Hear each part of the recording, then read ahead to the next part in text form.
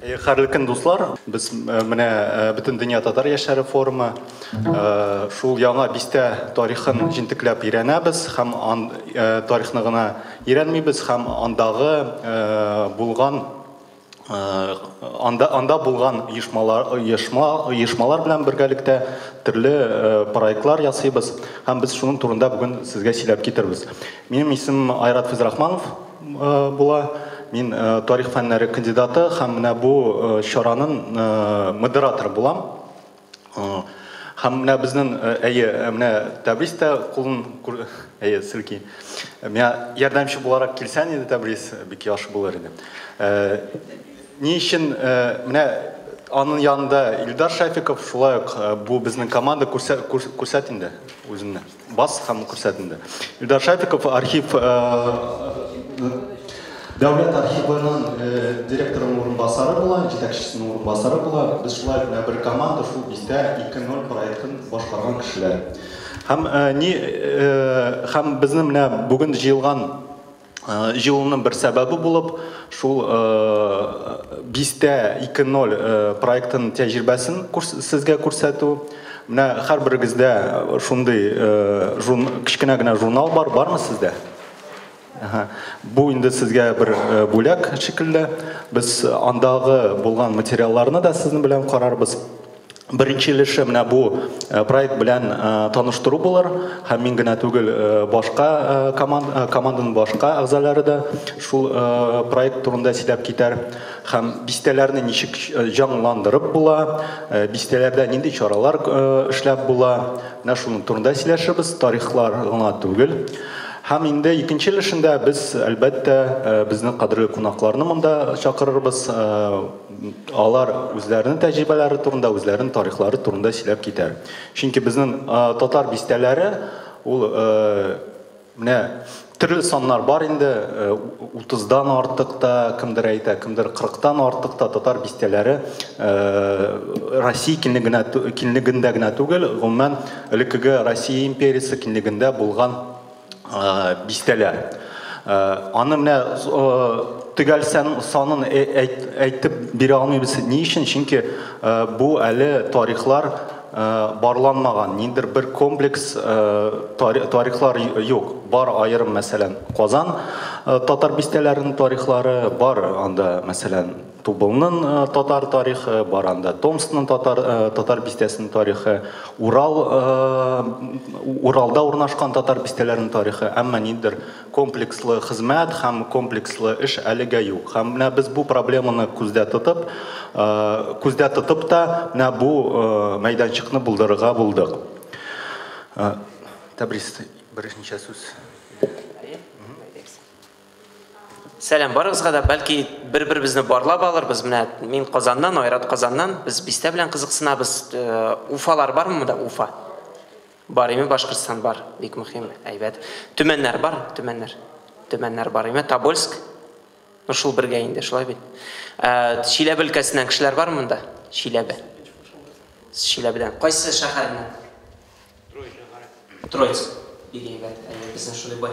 Оренбург бармы? Кызганыч менә Оренбург бик әйбәт булган. Казаннан сорамыйм. Казаннан дип сорамыйм. Казаннан, без монда таныйбыз, инде бер-беребезнең казанлыклар бар. Тагын кайсы шәһәрләр монда? Петербург әйбәт. Киров өлкәсе. Красноярский край. Ижау бар име? Ижау бармы? Бар. Кунакта булдым сездә. Новосибирск. Красноярский край. Красноярский край әйбәт. Саратов бик әйбәт. Мәскәү бар. Яхшы. Ярый, сез әйткән бөтен шәһәрләрдә дә диярлек татар бистәсе бар, шулай бит? Сез яшәгән төбәктә кемнәрдә татар бистәсе бар? Менә буны күтәрегез әле. Булган, яки бар. Яки биналар. Айрат инде мөһимлеген әйтеп китте. Мин уйлыйм, сездә бу теманы өйрәнүче кешеләр буларак инде артыгын әйтеп торасы юк, шулай бит бөтенебез дә аңлыйбыз. Буны өйрәнергә кирәк, һәм ул башка яктан да бик мөһим, кайсы яктан анда безнең бабалар төзегән үз акчасына җәмгыятькә булсын дип төзелгән биналар, кая әле сакланган. Анда безнең тарих, Анда менә күп кенә очракта кай вакыт әйтәләр безгә, сез татарлар монда килеп урнашкан име? Ул да бу шәһәрләргә, күп кенә шәһәрләргә татарлар гомумән нигез салган анда име, аларның тарихы ята. Татар бистәсе дә ул шушы тарихның бер чагылышы. Шуңа күрә мин уйлыйм, теге мөһимлеге турында артыгын сөйләп тормыйбыз. Берничә тагын сүз истим. Әйе. Бу безнең инде бер идеология булып тора дип әйтимме. Чөнки бүген дөнья ул күбрәк шәһәрләр дөньясы, шулай ук. Шулай бит. Һәм әгәр дә без милләтнең үсеше турында сүз алып барабыз икән, димәк без үзебезне милләт буларак шәһәрләрдә үз билгеләргә тиешбез. Без булган җирлекне, булган кинлектә үзебезне белдерергә тиешбез. Һәм әгәр дә без булган шәһәрләрдә үз урынын табып, үз тарихын без монда җирле халык, без монда борынгыдан яшибез икәнлеген әле исбат итәргә кирәк. Кызганыч, күп очракта безне тәбрис әйтеп китте инде, килмешә халыкта итеп әйтә алалар. Сез монда килеп урнашкансыз, диаспоранда, милли азчылык һәм башкалар. Юк, без күпчелек шәһәрләрне, Россиядә күпчелек шәһәрләргә нигез салган халык. Без ул шәһәрләрдә матур көн күреп, матур мәдәният булдырып яшәгән халык. Һәм менә безнең күп кенә мәшһүр әдәбиятчыларыбыз, шәхесләрбез, гомумән шәхесләрбез, алар нәкъ шәһәрдә яшәгән һәм шәһәрдә үз иҗатын булдырган шәхесләр. Һәм әгәр дә без менә шундый идеологияны күздә тотып эшләсәк, шәһәрдә үз урынны, үз тарихны исбатлау белән эш итсәк, миңа калса бистәләрнең әһәмияте ул күбрәк булыр һәм без моңа күбрәк игътибар итәрбез дип уйлыйм. Һәм мин әле тагын бер сүз әйтмәкче, ни өчен без монда басып торабыз? Яшьләр бригадасы име? Гадәттә бит инде секциялар, ниләр, алар күп чыгышлардан тора. Ләкин без уйладык, бу чараны шундый ачык итеп ясарга, һәрбер кеше үз фикерен белдерә ала монда, өстәп әйтә ала һәм кайсы берегезгә хәтта шалтыратып әйткәннәрдер, әзләп килегез әле үз бистәгез турында бер-ике сүз дип әйттеләрме шулай? Шалтыраткан кешеләр булдымы? Хәзер, Тәмин апа, бер секунд, әйтеп бетерим әле яшьләр турында. Ни өчен без монда торабыз? Һәм ни өчен без яшьләр бригадасы моны белән шөгыльләнәбез? Чөнки 1-2 ел элек, Айрат, син сөйлисең, ул бистә проекты тумдаймы? Без шушы проектны башлап җибәргән идек. Һәм нәрсә ачыкланды? Бу журналистларга, СМИларга, ләкин әйтмәгез, бу Казанда булган өчен генә шулай җиңел түгел инде, кыен булды ул, ләкин СМИларга да бу кызык булып чыкты. Без аны шундый кызыклы форматларын эләктереп алдык, ачык экскурсиялар ясадык, кешеләрне чыгардык урамга анда, алар чыгып сөйләделәр үз бистәләре турында. Без бу сукмак буенча бардык. Монда күл бар иде, шунда куендык. Андагы мәчетләрдән, мәдрәсәләрдән кешеләр үзе чыгып, сөйләп, шундый ачык экскурсиялар бер мин иде теге анонс ясыймдыр инде син чыгышкан. Бер 20ләп шундый экскурсия уздыргансыңдыр, име, Айрат? Якынча. Һәм кешеләр бик күп агылды. Һәм бу форматны без эләктереп алдык та, экскурсиялар аша, шундый журналистларны җәлеп итә торган чаралар аша бистәне шундый медиа ясылыкка ыргытып була икән. Аны ничектер бу проблеманы актуальләштереп була икән. Без шуны ачыкладык та, гел шул ноктага бәреп тордык. Шундый бистә сәгате уздырдык. Һәм башка бөтен исследованиялар, аны бөтенесендә Айрат тәфсилләп сөйләр. Аның төп мәгънәсе нәрсәдә, төп месседж нәрсәдә? Бу журналистларга кызык, бу мәсьәләне актуальләштереп була, һәм бу СМИларда чыккан мәкаләләр, бу дискуссиялар аша без мондагы тарихи йортларны саклау, бу территорияларны яңарту, ул да бара шулай бит, менә күп кенә бистәләр инде ташландык хәлдә, җимерелеп беткән, югалып бара. Алар дөньяда бик күп шундый технологиялар, бу соңгы йортны саклап калу, аннан ниндидер яңа, ниндидер кызыклы үзәк ясау, һәм алай гына да түгел, без бистәләрне бу вакыт эчендә өйрәнү һәм теге смиларга гына бирү түгел, үзебез дә аны эчтәлек ягыннан баетырга тырыштык. Безнең Печән базары фестивале шул бистәдә башланды. Ул безнең андый бәйрәм булмаган, ләкин без аны яңа баштан уйлап чыгарып, Печән базарын беләсез бит инде, Печән базарын беләсезме? Ярый, Казанда. Ну, Тукайны асрауга биргәннәр, кисек башны укысагыз анда. Менә ул Печән базары фестивале үсеп чыкты, хәзер аны 5000-7000 кеше аның аша уза. Ул шундый зур бәйрәм, һәм аны бик каты көтеп алалар. Анда, ләкин мин сезне зур цифрлар белән куркытасым килми. Кичкенә генә җыеннарда ясый башладык, кичкенә генә лекториялар оештыра башладык. Һәм башкалар. Аларны менә санап бетергесез, менә хәтта безнең тиздән квест уены булачак. Анда безнең гадәттә 500 бала катнаша. Һәм ул 500 баланы без 22 апрель кем Казанда була, үз күзегез белән күрәсегез килсә, менә килерсез. Анда 30лап, 50лап мәктәп җыела. Хәзер ул инде 10 ел эчендә эшләнгән эш, бу әле теге кичә уйлап таптым да, бүген эшләдем дигән төс түгел. Шушы 10 ел эчендә хәзер 30лап, 40лап мәктәп катнаша, бөтен вузлар катнаша, һәм без шушы командаларны яңа татар бистәсе буенча җибәрәбез. Иске татар бистәсе белән бутамагыз. Иске татар бистәсе ул шундый, ничек әйтәләр, декоративный дип әйтәләрме инде, витринный. Яңа татар бистәсе, анда безнең төрмәсе дә бар, җимрек мәчете дә бар. Һәм башкалар. Менә бу тышлыгында да Әҗи мәчете, ул менә шундый территория әле каралмаган. Һәм әле үз вакытын көтә. Менә әгәр дә сез материалларны ачып карасагыз, нәкъ уртада анда безнең Казан бистәләренең картасы бар. Һәм менә Тәбриз әйтә башлаган бистәләр анда барысы да бар. Иске бистә генә түгел, яңа бистә дә, анда Җиләкле дә, Барудия дә, Бишбалта да һәм башкалар. Һәм мин уйлыйм, Айрат, бәлки бу картаны безнең уртак эш булыр иде. Әгәр дә бу картаны зурайтып, инде бөтен ким дигәндә бөтен Россия буйлап шул бистәләрне барлап чыгарга. Һәм әгәр дә без оештырабыз икән, мәсәлән, бистә сәгате, без сезнең белән параллельно аны эшли алабыз шул ук вакытта. Әгәр дә без бистә көне оештырабыз икән, без параллельно шул бистә көнен оештыра алабыз. Бөтен дөньяда кая бистәләр бар, каядыр ул юкка чыкканмы, Томскидагы кебек менә әле байлыгын югалтмаганмы, нинди булса да, менә без хәзерге вакытта танышып, шушы бистә эшенә бергә кушылырга иде. Минемчә бетте. Рәхмәт, Тәбриз. Максатларны барладык, максатларны куйдык. Хәзер менә сездән дә бәлки нидер проблемаларны ишетәсе кирәк, ишетәсе бар. Менә Әминә апа да сүзне алыйм дип әйткән. 30-40 секунд кына проблема буларак мин монда язып чыгам. Әгәр дә ниндидер проблеманы, менә бу проблеманы без менә алдагы сессиядә, менә бу сессиядә сезнең белән ачырга тырышып карарбыз. Нәрсә әйтәсез, без язып куябыз, бәлки тырышып карарбыз, аны ачып куярга.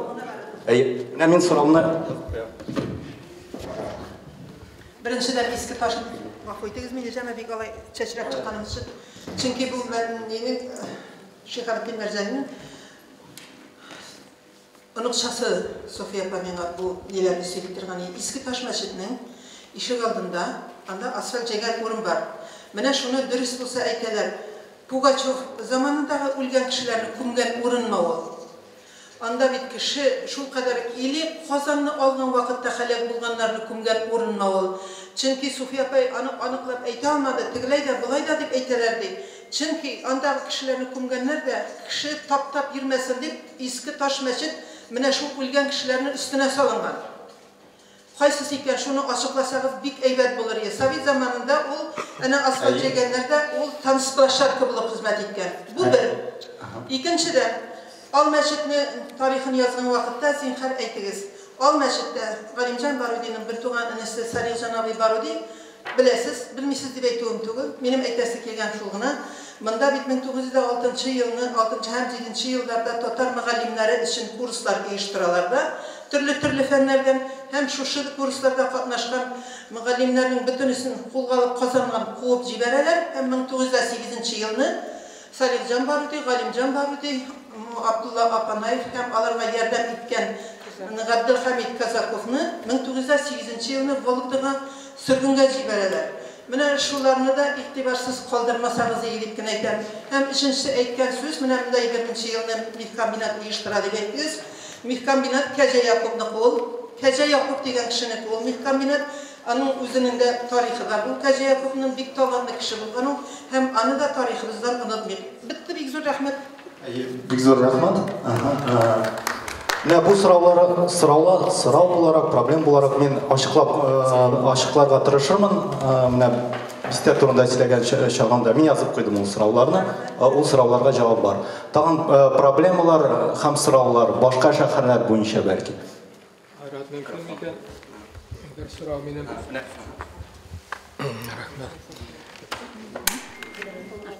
Бистә татар бистәләре буенча тарих yazmaları var mı iken kitaplar, yazmalar, Kazan bisteleri bulsun mu, başka töbeklerdeki mi var mı iken nindi ul yazmalar? Rahmet. Yaxşı, rahmet. Менә микрофон монда, мөмкинме? Mikrofonsiz da eshitilar.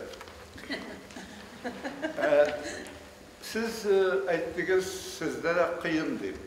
Qiyin bulsa da sizin iş Tataristan yerliginde. Ul meselenin şişü bir de yenilik. Ağırdır belki. Türlü kumaşavlıklar vardır. Lakin başka ülkelerde, bigrek de Moskova, Peter gibi yerlerde bisteler elik bulsa da alardı turguzu mümkün tügül. Lakin tarihin öğrenirge biz tiyecbiz. Aytik Moskova Tatar bisteleri alar bir nişe bulgan Dolmaçlar bistesi. Ondan Orta Gasır'daki Sungarak vakittaki biste Tatarskaya Sloboda deyip aytilse de o Pyotr Первойның birincinin etisi eli Tatar bistesin yok etken Tatarlarını şehirden uğup çıkargan o bisteni. Nişik eğitiminde inertsiya boyunca revolütsiya yıllarında da revolütsiyadan sonra bizning köngülde Tatar bistesi Moskovda yaşaydı. Uranları var, bistenin kayda ekanini bilemiz. Hem kaçan uyuşkanını bilemiz. Lakin turguzu meselesi birgine mescidini kaytarıp aldık da eli ul mescidinde tarihi mescid deyip yürütemiz. 1825 yıllarda düzülgen mescid türlü sıltavlarla biz yalagaylanıp kaybırevler aytaymış.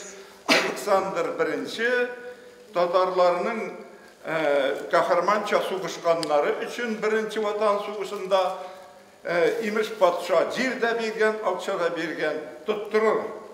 Girmedi cirinde akçasında Tatar akçasına bir Müslüman kişisi Tacik mi bulgan, Üzbek mi bulgan ama Bukhara emirliğinden o üzerinin işi aldığında mümkünlük birinci ağaç mescidini 17.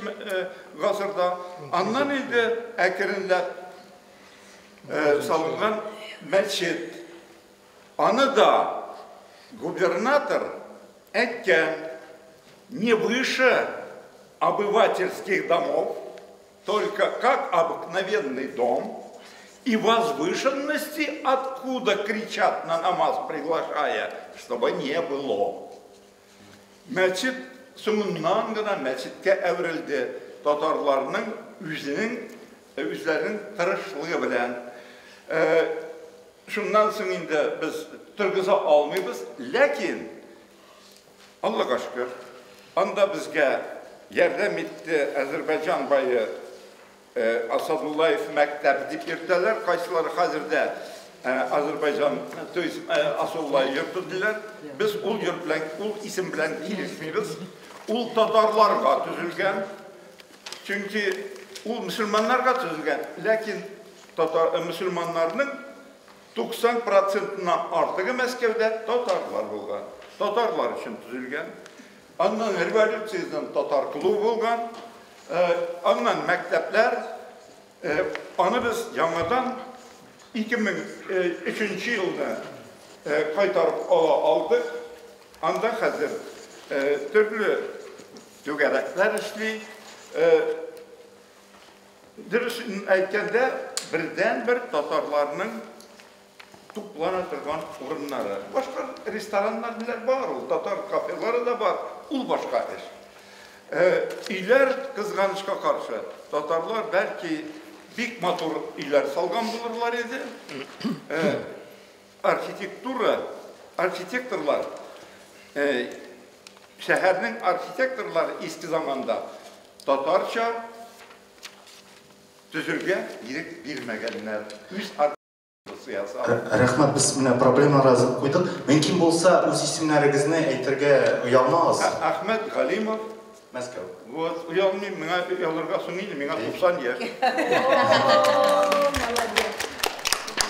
Бик зур рахмат, шундай илһамланып сөйләгән өчен. Без менә проблема буларак аны язып куйдык. Башка төбәкләрдә үзенчәлекләрне, андагы җирлектәге үзенчәлекләрне күздә тотып эш итү, билем бар бистәләр буенча әмин тыргызу мөмкин түгел дип сорау куйдым. Мәчетләр, кайсы бер мәчетләр җимерелгән.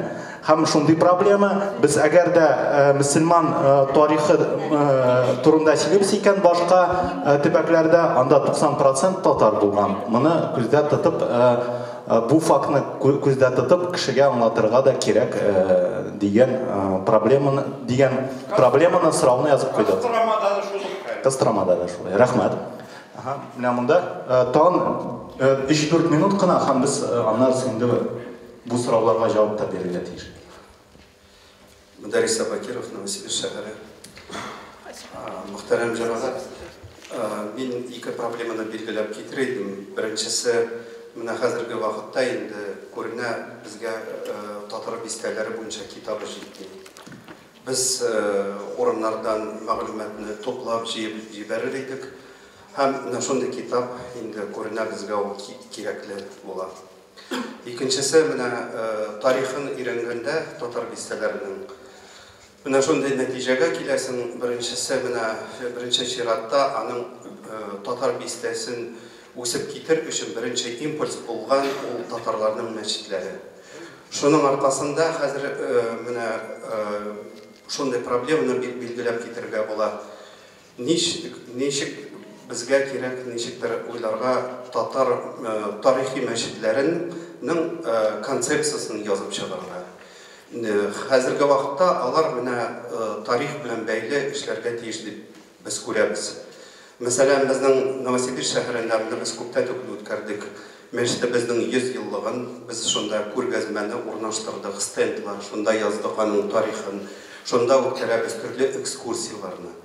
Әле киләчәктә дә уйларга буланың үсеше турында. Әмма менә бу концепциясе булса, фәнни кешеләр катнашып аны язып чыгарсалар, бу инде бөтен Россия кысасында инде күреп, менә шу нинди рәвештә аны оештырып, тәртипкә салып, концепция җанландыру турында инде. Ничек менә шундый тарихи мәчетләр эшләп барсалар, аны менә иштәбез бер яктан инде şunda tanqid итәләр, мөселманнар әйтәләр, бу татар мәчете дип әйтмәгез, чөнки милләтне билгеләми диндә дияләр. Икенче яктан ул инде тарихи мәчет дип исемен йөртсә, әлбәттә ул ничектер тарихны билгеләп китәргә тиеш үз эшендә. Мин шулай дип күрәм. Без инде менә китабын язып чыгардык, үзебезнең Новосибирск өлкәсендәге татарлар дип, менә шуның шул китапта 3 юнәлеш мәгариф, дин һәм мәдәният. Менә шунда диндә кергәч, инде менә шунда татар бистәсе турында без язып чыгардык. Менә бу ике проблеманы без күз алдында тотсак яхшы булыр иде. Рахмат. Тагын сораулар, проблемалар менә монда. Микрофонны бирсәгез сиздер арткарга. Бик зур рахмат. Сәмсез Кефир өлкәсеннән вагыйсәгә план бер генә соравым бар. Менә китаплар выставкасында булдык. Бик күп китаплар татар авыллары турында. Казанда аларга бәя бирүче бер төрле орган бармы? Или любой кеше, любой нәрсә яза аламы? Чыгара аламы китаплар буенча? Шул гына сорый. Сез гафу итәрсез инде бу мин бу сорауга төгәл җавап бирә алмыйм. Әйе, тарих институтыбыз бар академиядә. Ул кирәк, әгәр дә заказ бар икән, алар рецензия бирәләр китапларга. Күп кенә китаплар, әлбәттә, менә актара башласаң, карый башласаң, әлбәттә, ул шундый публицистик характерда язылган. Кай вакытта ул ниндер риваятләргә нигезләнгән тарихлар, әмма риваятләргә нигезләнгән тарих та үзенә күрә бер кыйммәткә ия. Бәлки фәнни кыйммәткә ия түгел, ниндер менә шундый гуманистик, ниндер рухи әһәмияткә ия булган тарихлар. Һәм әлбәттә, менә безнең менә бу төбәкне өйрәнүчеләр форумы кысаларында шулай безнең оешмабыз Тәбриз ничек төбәкләр, краеведлар оешмасы ничек төгәл итеп атала? Төбәк өйрәнүчеләр оешмасы конгресс каршында, шулаймы рәсми?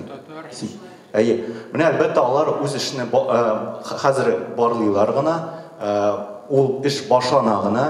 Әлбәттә, татар авыллары тарихы ул әле җыйнала бара һәм без юлның ин башында дип кенә дип уйлыйм. Һәм мин алайса тиз генә кайсы бер сорауларга җавап бирәм, мөмкин булса. Һәм инде анарсын аны проектны сөйләгән чакта да әйтеп китәргә тырышырмын. Беренчедән, Иске Таш мәчете чынлап та анда территория җентекләп әле өйрәнелмәгән. Анда Пугачев сугышыннан үлгән татарлармы күмелгәнме, әллә Явыз Иван һөҗүменнән соң үлгән татарлармы, әле билгеле түгел. Бармы икән анда чынлап та күпләп каберлекләр ансыда түгел, сөякләр табыла.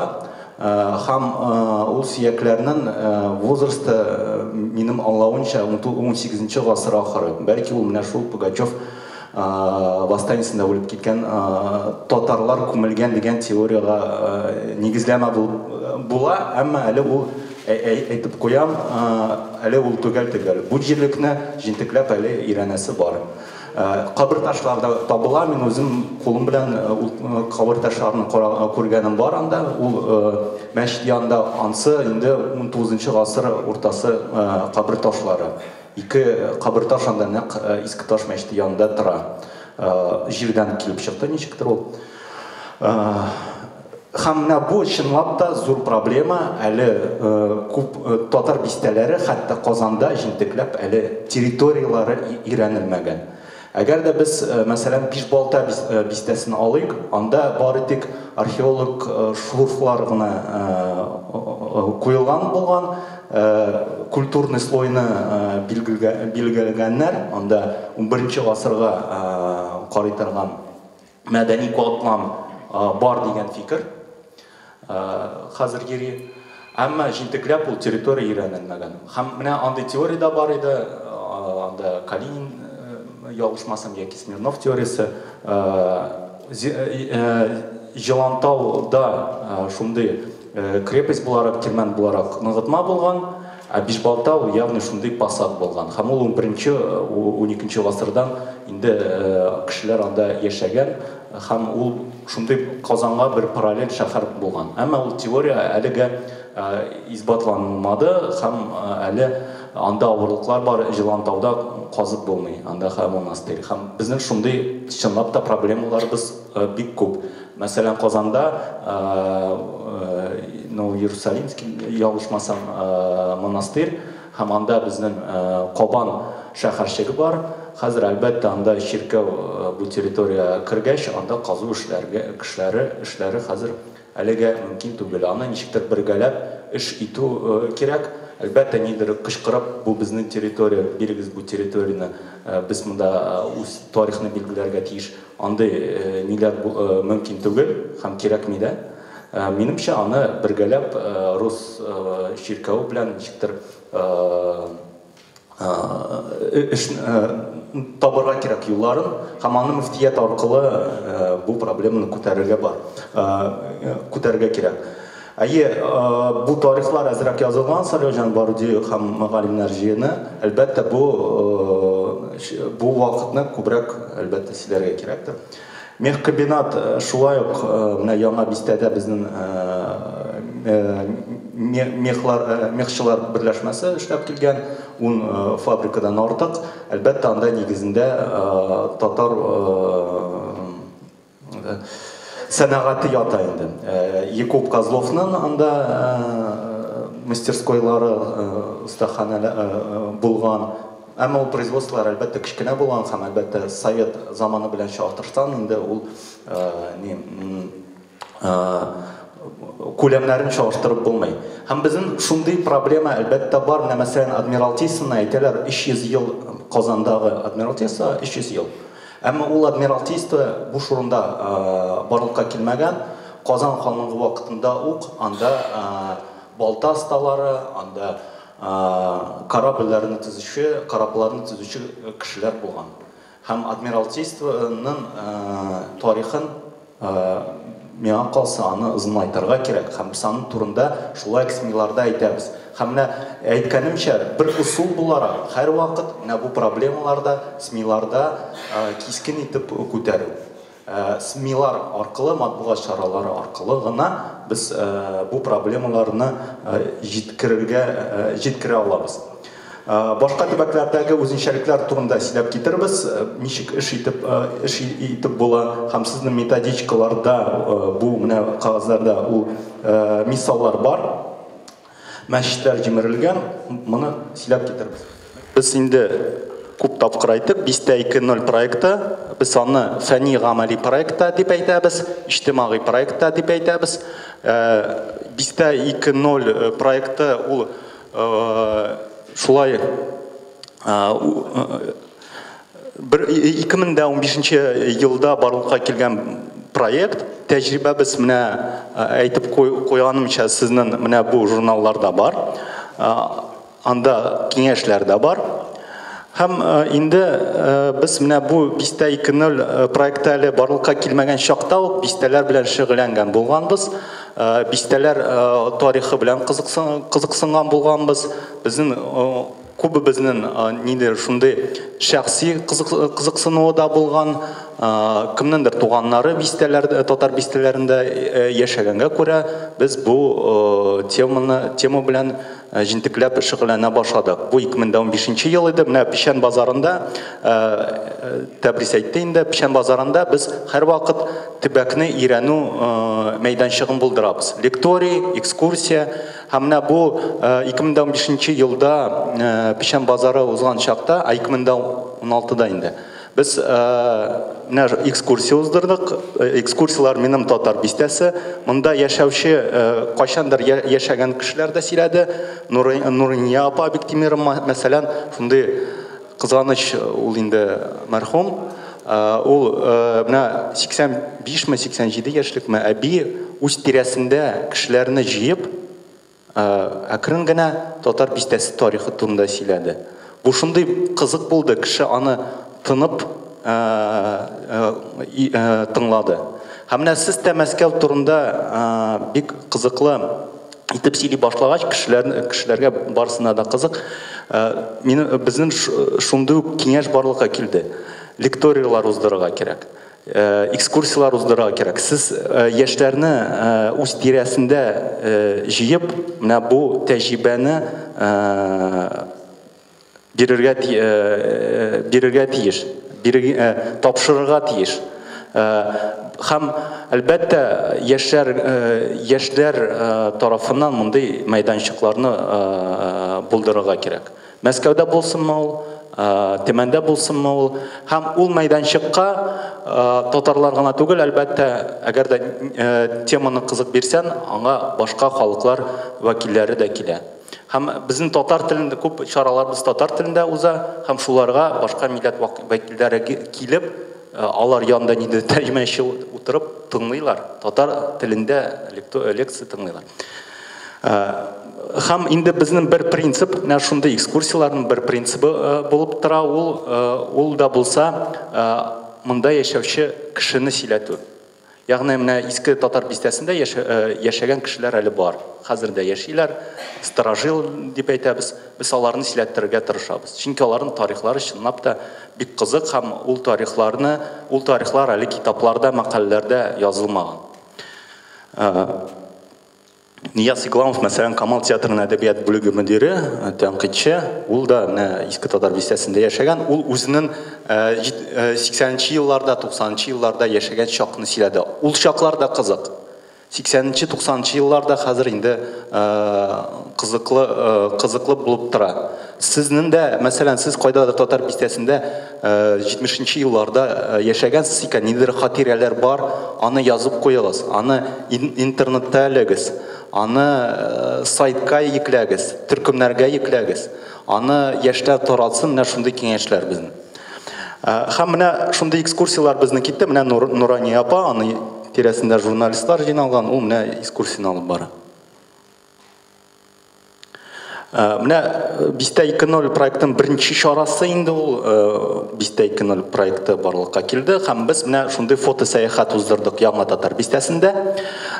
Язып куйдык игълан, безнең менә шул сәгатьтә Яңа Татар бистәсе буенча экскурсия була. Аны матбугат чаралары эләктереп алды, үзләренең сайтларында илде, һәм без уйлаган идек, 20 кеше генә бу экскурсия килер. Кемгә инде Яңа Татар бистәсе тарихы кызык дигән уйда булды. Яңгырлы көн иде, көз көне, җилле көн иде, салкын иде. Моңа да карамастан 100-гә якын кеше килде. Менә уйлап карагыз, 100-гә якын кеше экскурсия килде. Микрофон да юк иде. Без аны сөйләттек, менә фотографиялар күрсәтеп, старожилларны сөйләттереп, менә шул маршрут, менә монда маршрут, Иске Таш, Беренче Татар гимназиясе, Ак мәчет, Яңа Татар зираты, Ал мәчет. Без 3 сәгать дәвамында зур җирлекне йөреп чыктык. Һәм мин уйладым, хәзер кешеләр таралар. Юк, кеше таралмады. Җыйналды гына. 100-гә якын кеше шул 3 сәгать дәвамында йөрде. Чөнки тарих кызык. Ул андагы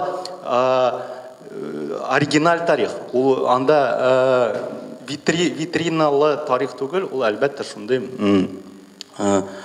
Анда заводлар, анда әле җимерек йортлар, әле анда бәлки уңай булмаган юллар, анда үсеп чыккан агачлар, куаклар, әмма менә мондый оригиналь җирлекләр дә кешеләргә кызык. Моны да күздә тотарга кирәк. Хәзер нетривиальный экскурсиялар ул популяр бер әйбер булып тора. Менә шуннан соң без фото сәяхәттән соң Бистә 2.0 дигән лабораторияны булдырдык. Ягъни анда лекциялар безнең булды. Шулай менә тарихчыларны чакыртып, үзебез сөйләп, biz bistәне, Яңа Татар бистәсен ничек җанландырып була дигән планны яздык. Без аны менә бу лаборатория кысаларында эшләдек, менә бу җирлектә җыелган идек. Шулай күпләп кеше килде, күпләп кеше лекция тыңлады, кемдер инде аннан лабораторияга калып, үз өлешен кертергә тырышты. Менә шундый инде без лекторларга шундый анонс бирәбез. Менә шундый афишалар ясасак, кешегә кызык. Афиша булмаса, матур итеп ясалмаса, социаль челтәрләргә куелмаса, әлбәттә ул чарага 3, 5, 10 кеше килер. Әлбәттә монда мәгълүматны мөмкин кадәр төрле төркемнәргә таратырга кирәк.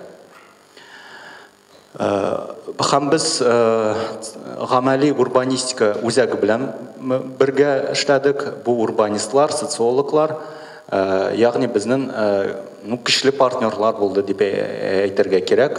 Татар милләтеннән булмаган кешеләр, әмма алар безгә методик яктан булышырга тырышты. Һәм без анда Яңа Татар бистәсен һәрбер нечкәлеген өйрәнеп, йөреп чыктык. Аның турында инде без менә Рәдиф сөйләр. Рәдиф арттарак басып тора.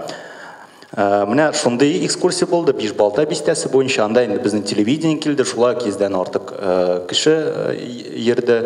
Һәм без күбрәк инде Адмиралтейск Слобода булса да ул күбрәк татар тарихы турында анда сөйләргә тырыштык. Бишбалта дигән җирлек.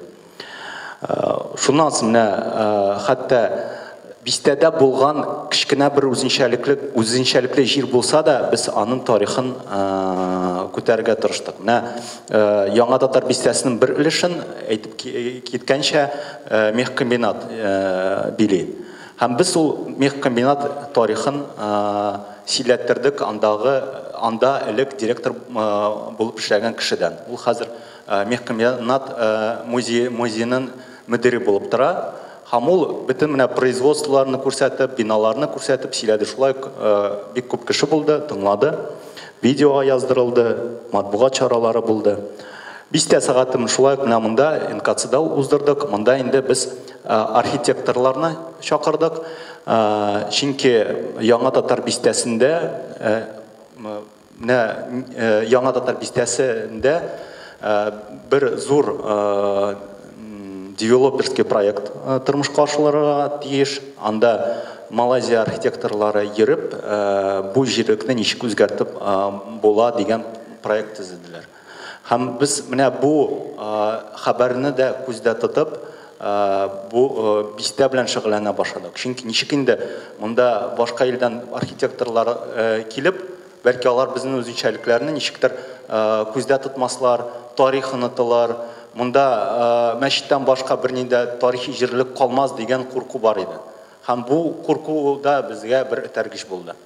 Һәм без аннарсын менә бу архитекторлар белән элемтәгә кереп, үз тәкъдимнәрне барлап язып, аларга тапшырдык. Хәзер инде ул проект әле формалаша, һаман әле үзгәрешләр кертелә. Һәм без өметләнәбез, безнең булган тәкъдимнәр ул архитектура проектына керер. Һәм без әле архитекторлар белән генә түгел, архитектура университетына килеп, шунда лекциялар укыдык. Студентлар өчен, студентларга да кызык булды, алар тыңладылар. Хәзердә студентларның үз проектлары бар. Архитектурага егетләр, кызлар. Без аларга менә шулай ук милли тарихны сөйләргә тырышабыз. Чөнки архитектура әлбәттә ул безнең тормышка бик нык тәэсир итә. Әгәр дә архитектор булган тарихны белсә, ул үзенчәлекләрне кай вакыт проектка кертергә тырыша. Һәм бәлки киләчәктә анда төзелгән биналар бу милли үзенчәлекләрне күздә тотып, шундый проектлар тормышка ашырылыр дип өметләнәбез. Менә шундый лекция булды ул архитекторлар өчен. Аннан без Аксакаллар шурасын җыйдык. Бистәнең менә анда яшәүче, әле яшәгән татарлар, яшәгән мөселманнар, яшәгән анда булган мәхәллә, анда булган уку йортларын, андагы кешеләрне җыеп, без Яңа Татар бистәсенең Аксакаллар шурасын булдырдык. Кызганыч әле ул бик актив түгел. Без бер чарасын гына уздырдык. Әмма бу да бер механизм булып тора. Әгәр дә без булган тарихи мирасны саклау өстендә эшлибез икән, анда менә бу бинаны сакларга кирәк, менә бу бинаны сакларга кирәк, менә бу бинаны җимәргә бер дә ярамый дигән хатлар, резолюциялар яза башласак, безгә әлбәттә шундый Аксакаллар шурасы ул шундый бер механизм булып тора ала. Ягъни җәмәгатьчелектән булган таләп. Җәмәгатьчелектән булган җыйналган җәмәгатьчелектән таләпләр куелса, әлбәттә бу таләпләрне хакимияткә җиткерү күпкә җиңелрәк. Әгәр дә аерым бер кеше генә язса, әгәр дә нидер конгресс мәсәлән хатны язса, ул әйбәт. Менә андагы җирле халык үз таләпләрен койса, ансы тагын да яхшырак була. Шуңа күрә без шундый аксакаллар шурасын булдырдык һәм алар исеменнән дә хатлар яздык. Анда безнең менә Ал мәчетенең имамы Ильяс хәзрәт утыра, Фарид абый ул да булса бу мәхәлләне тотатырга булыша торган кеше, Илдар менә Шафиков архивтан вәкил һәм менә монда инде бу якта яшәүче халык утыра инде. Аннарсын без күргәнегезчә яңа татар бистәсе белән генә шөгыльләнмибез. Мин әйттем инде Бишбалта буенча экскурсия уздырдык. Һәм без башка татарлар яши торган бистәләрнең тарихын барлап, анда экскурсиялар уздырырга дигән ният бар иде. Һәм хәзер без бөтен бистәләрендә инде йөреп чыктык. Казанда экскурсиялар уздырдык, аның турында матбугат чаралары язды. Менә шундый тарих. Оказывается, монда татарлар яшәгән, монда мәчетләре булган, монда мәхәллә булган, шундый тарихлар язылды. Һәм күп кешеләр өчен ул шундый бер ачыш булды. Һәм сездә дә, сезнең шәһәрләрегездә дә андый ачышны ясатып буладыр дип уйлыйм. Күпчелек кеше моның нидер татар тарихы белән бәйле урын итеп аны күрми әлбәттә. Biz үзебез өчен дә күп кенә нечкәлекләрне, күп кенә тарихларны беренче тапкыр белдек. Кайдадыр иске китаплардан, газетлардан булсын, кешенең шәхси тарихыннан булсын, без аны сөйләтергә тырыштык. Бу җиләкле бистәсе, менә җиләкле бистәндә гомумән татар тарихы белән бәйле бер урында калмады диярлек. Бары тик андай иске агач мәчет тора. Һәм инде анда Алафузов театрында элек татар төзе булган. Менә шундый эзләр генә калган, әмма менә бу эзләргә дә нигезләнеп, башка тарихларны да табып, без җиләкле бистәсенең татар эзләрен күрсәтергә тырыштык. Бер бистә генә калды, Бардия бистәсе, аны буенча экскурсия уздырмадык, Алла белсә әле андый эшләрбез булыр дип планлаштырабыз. Җәй көне шулай экскурсиялар узды, ул тематический экскурсиялар 17нче ел белән бәйле булган тарихлар, әмма шунда да без бистәнең тарихын эләктереп куйдык. Быел 17нче елның ахырында менә Юеш бистә дигән җирлекне да Мокрый Слобода җирлеге буенча да экскурсиялар алып бардык. Анда да татар эзләрен табып, кешегә бу җирлекнең тарихын күрсәтергә тырыштык. Һәм менә әйтергә кирәк, хәзер ул бер модага әверелде Казанда, бистәләр белән бәйле тарихны ачу һәм экскурсиялар уздыру. Безнең экскурсоводлар хәзер Аллага шөкер Казаныбызда күп, һәм шундый тематик экскурсиялар бик күбәйде. Әлбәттә без генә түгел, профессиональ экскурсоводлар һәм мондый акчалата экскурсиялар уздыралар. Без бушлай инде тырышабыз. Инде экскурсоводлар зур булмаган акча сорап, кызыклы тарихларын табып, бистәләр тарихын хәзер күтәрә башлады. Һәм атна саен хәзер инде кешеләр бистәләр белән бәйле экскурсиялар уздыралар. Әлбәттә татар бистәләр белән бәйле түгел, анда Сукно бистәсе булсынмы, башкалармы. Әмма анда һәрвакыт татар тарихы калкып чыга. Ансы куаныч инде рус тарихчыларыбыз, рус краеведларыбыз татар тарихын онытмаска тырыша.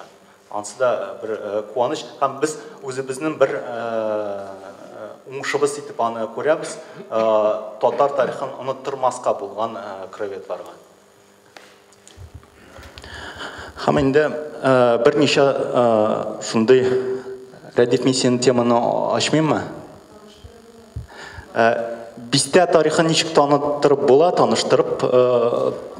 аны белән ничек таныштырып була. Менә мин тиз генә узып китәм, анонс буларак, бәлки Рәдиф аны ачыклап куяр. Экскурсиялар әлбәттә без әйттек, яңа бистә фильм күбегез күрде. Әле аның буенча фильмнар төшерәсе әле бардыр. Бу Азатлыкның бер фильмы булды. Анарсын Томскның фильмы бар. Оренбург буенча да фильмнар төшерелде. Әлбәттә матбугат чараларында күпләп мәкаләләр чыкты. фестиваль жиыннар, фәнни гамәли конференцияда була ала, фәнни тикшеренүләр, һәм менә әйтеп куярга кирәк, безнең белән нинди кешеләр эшләде, һәм сездә дә андый кешеләр ярдәм итә ала. Сезгә дә андый кешеләр ярдәм итә ала. Бу инде безнең партнерлар. Менә бу оешмалар аркылы да татар милләтеннән булмасын, башка милләттән булсын, алар безгә ярдәм итә ала. Партнерлар менә фәнни оешмалар, галимнәр менә кайсы юнәлештә төрле кешеләрне бистә темасы кызыксындыра ала. Беренчесе әлбәттә ул тарих, икенчесе этнология, шәһәр антропологиясы, хәзер шундый фән бик алга чыкты соңгы арада. Урбанистика фәне шулай ук ул хәзер шундый заманча һәм кызыклы фән булып тора. Һәм аларның мәгълүматлары һәр вакыт матбугат чараларында чыкса, ул бик кызыклы итеп чыга. Менә аларны да тартырга кирәктер. Архитектура белгечләре, архитектура белгечләре дә җентекләп тарихларны өйрәнә, документлар белән эшли, чыганакларны бик җентекләп карый, алар белән эш итеп була. Диннәрне өйрәнү, менә әйтеп кителде инде, татар бистәләре әлбәттә алар мәхәллә тирәсендә барлыкка килгәннәр. Экология, социология өлкәсендәге белгечләр дә безгә булыша ала. Социологлар инде нидер опрослар оештырып, аларга да бу мәгълүмат кызык була ала. Алар да менә бу бистә тарихын, бистә киләчәген дә барлап, нидер фәнни мәкаләләр чыгара ала. Аннарсында әлбәттә партнерлар арасында матбугат чаралар, журналистлар, әлбәттә без алар белән дуслашып, күп безнең командада булган кешеләр дә күп без язгалый мәкаләләрне без бу мәгълүматны журналистларга таратырга һәр вакыт тырышабыз. Арабызда да менә журналистлар юк түгел бүгенге чарада. Мәчетләр, мәхәллә имамнар әлбәттә, бистәдә яшәүчеләр, ул үзләренең гаилә тарихларын сөйли алалар, фотоларны күрсәтә алалар, ниндер фотоларда бик кызыклы мәгълүмат була ала, һәм ул мәгълүмат күп очракта журналистларга да кызык булып китә. Мирасны саклаучылар, тарихи мирасны саклаучылар, ВАПИК дигән, кемдә булса ВАПИК оешмасында вәкиле бармы? Всероссийское общество охраны памятников истории и культуры. Безнең Татарстаныбызда ул бик тә актив, башка төбәкләрдә дә актив бүлекчеләре бар. Алар белән эш итү әлбәттә бик мөһим. Чөнки нәкъ алар аркылы булган мирасны дәүләт ягыннан саклап була. Һәм менә без яңа бистә буенча да анда берничә тарихи бистәне ВАПИК белән бергәлектә список республиканских или муниципальных памятников истории и культуры кертергә тырыштык. 2 бина анда кертелде, менә шулай дип әйттеләр. Әгәр дә ул кертелмәсә, ул бина, аның җимерелүе бик ихтимал. 90% ул бина тиздән җимерелер. Чөнки хәзер ире шәһәрләрдә әлбәттә җир ул кыйбат нәрсә, 2 катлы йорт булу ул шәһәр өчен невыгодно. Булган иске бинаны җимереп, анда зур катлы бина төзү ул шәһәрләр шулай бик еш итә. Әгәр дә без аны мирас списогына керсәк, әлбәттә аны җибәрмәсләр һәм алдагы буыннарга ул бина килеп ул мирас булып калыр дип өметләнәбез. Әлбәттә эшмәкәрләр, партнерлар арасында булырга мөмкин, милли оешмалар, яшьләрне тартып, менә шундый кызыклы форматта чаралар уздырырга тиешледер. Чөнки олы буын әлбәттә ул шундый төпле тарихны өйрәнә, төпле итеп сөйли, әмма яшьләрдән башка бу тарихның җиткерүнең мәгънәсе бик аз әгәр дә алдағы буыннар аның турында белмәсә. Һәм алар әлбәттә яшьләр, без яшьләр кызыклы форматларны белеп, аны нигезендә бистәне җанландыра алабыз. Менә әйтеп куйганча экскурсиялар, менә Мәскәүдә бердә комачауламый, әгәр дә шундый экскурсиялар уздырылса, анда тарихы белән бәйле экскурсиялар узады, әмма алар бик Мин әйттем дә, мескиннәнде Мәскәү хакында дип уйламагыз. Бу Мәскәүдә бик әйбәт экскурсиялар үткәрәбез. Татар җирләре белән, татар исемнәре белән бәйләнгән. Бик күп шәхесләр, безнең язучылар, композиторлар Мәскәүдә укып киткән, алар нинди эшләр эшләп калдырганнар. Һәммәсен барып, бездә андый экскурсиялар бар. Üstəvinə, sizin sözünüzü bildirib, bir günə əydəsim ki də, unutmağız, dağı bir çiğimiz var bizning.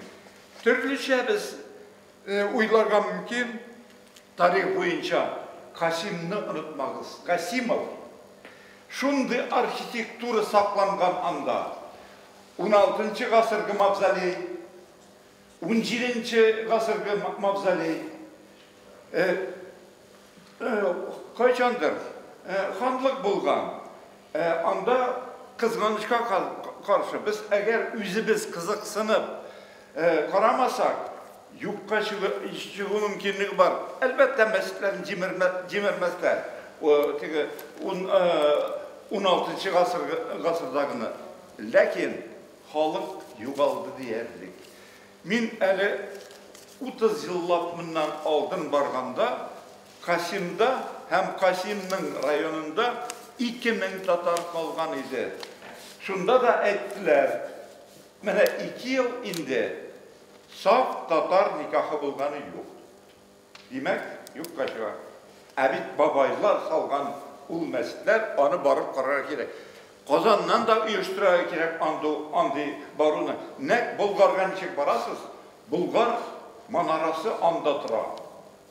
Şehri Bulgar manarası. Bak şunu aytasım ki de. İzur Rahman. Yüzümüzdegine, yüzümüzün kazandağına kaynamayıp bu kazan suyundan almayıp şehir tügül. Bu evirler başka kişi için kazanda bulmasının için de eğitiler. Şuna göre birbirimiz bilen görüşüp, birbirimizni bayıltıp, yaşayıp, bölüşürge bizning, her tübekinin 100 bayılığı var. İzur Rahman.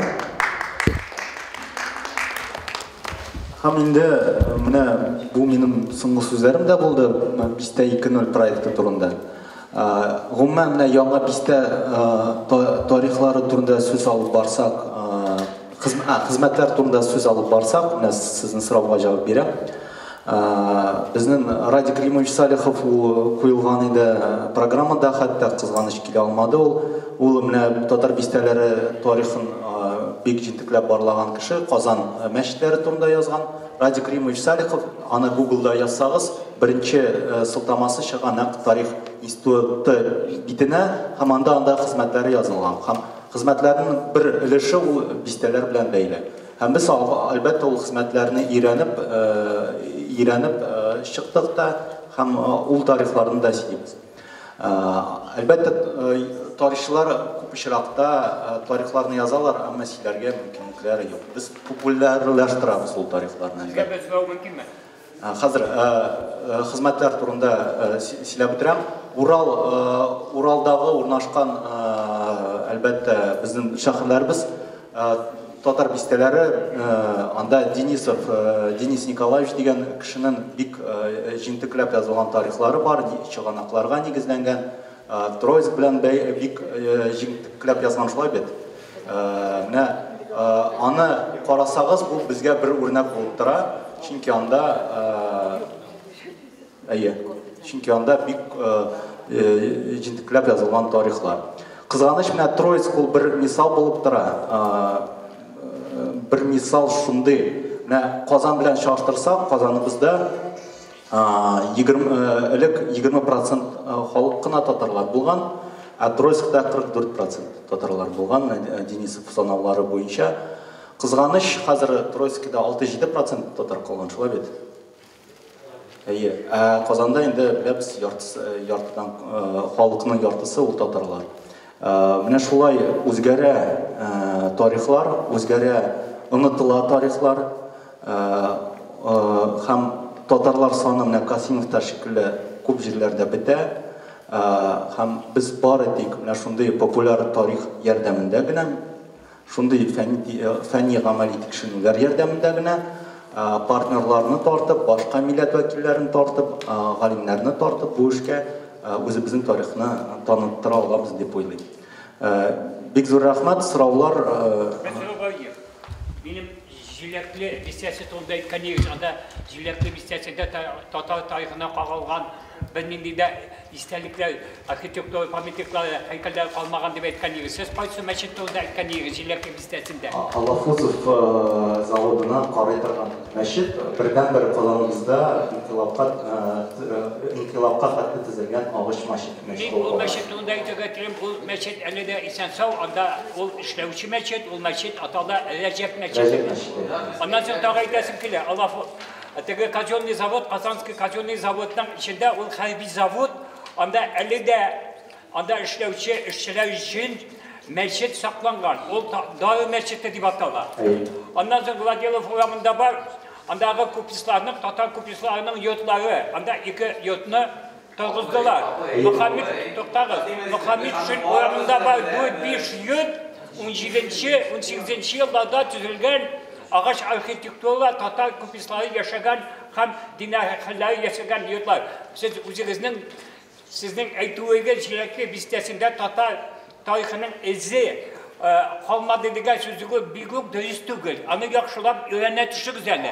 Әгәр андый мөмкинлеге булмаса, мин сезгә үземнең бар булган мәгълүматларымны сезгә алып килеп бирәм.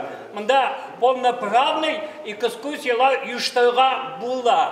Шушы җәй башыннан ук. Бик зур рәхмәт. Бик зур рәхмәт. Бик зур рәхмәт. Бу әлбәттә менә сез әйткән әйберләрне без беләбез, аны сөйләттердек. Безнең әйтүебез буенча тарих эзләре юк диярлек дәрәҗәдә. Шулай дип асылы шунда. Һәм ул бетә бара, кызганыч. Күп кенә биналар бетә бара, хәзергә бетә бара. Һәм ул проблемалар башка бистәләр өчендә хас. Без менә әйтелгән тарихлар әлбәттә бу бер үрнәк булып тора, бу кейс дип әйтәләр инде, ситуация шунда ул башка шәһәрләр өчендә хас. Тагын сораулар булса? Экскурсии и фотосәяхәт айырмасын инде. Әйе, без аны теге матур булсын өчен дип атадык, дип әйтеп була. Фотосәяхәт әлбәттә анда бик күп фотолар булды, бик матур. Без профессиональ фотографны чакырттык. Әйе, фотография бу бер фотосессия була. Айрат, искә төште минем ул. Без ничек эшләдек? Ул экскурсияларда гади кеше килә, ишетеп биме. Без теләгән идек бу проблеманы журналистларга таратырга. Шуңа күрә без шалтыраттык бөтен редакцияларга һәм әйтәбез, махсус журналистлар өчен фотосәяхәт була. Яхшы фотолар, менә моңарчы СМИда булмаган урыннар, шундый серле урыннар күрсәтәбез. Шуңа күрә без аны фотосәяхәт дип атадык. Анда килде фотожурналистлар. Фотожурналистлар булды. Әйе, смешен. Кешегә дә кызык инде ул гади түгел, бу нидер фотосәяхәт. Шин барлыгында без аны уйладык, менә шулай шәһәр турында язучы СМИлар, алар популярлар. Татарча язучы СМИларга караганда кызганычка каршы инде. Аларны да безнең татар темасына кертергә кирәк. Шуңа күрә без аны фотосәяхәт атадык. Хәтерлим, Татар информ, инказан, по-моему, килгән иде. Ул гына түгел, хәзер матбугат чаралары күп булды. Без иске фотоларны күрсәттек. Экскурсия вакытында һәр вакыт менә узып китәбез, бер почмакны күрсәтәбез фотолар. Һәм менә шуны күздә тотып әйтеп куям, бер сайт, менә анда бик күп фотолар бар, pastview.com Радиф. Син аны сөйләп китәсең? Юк.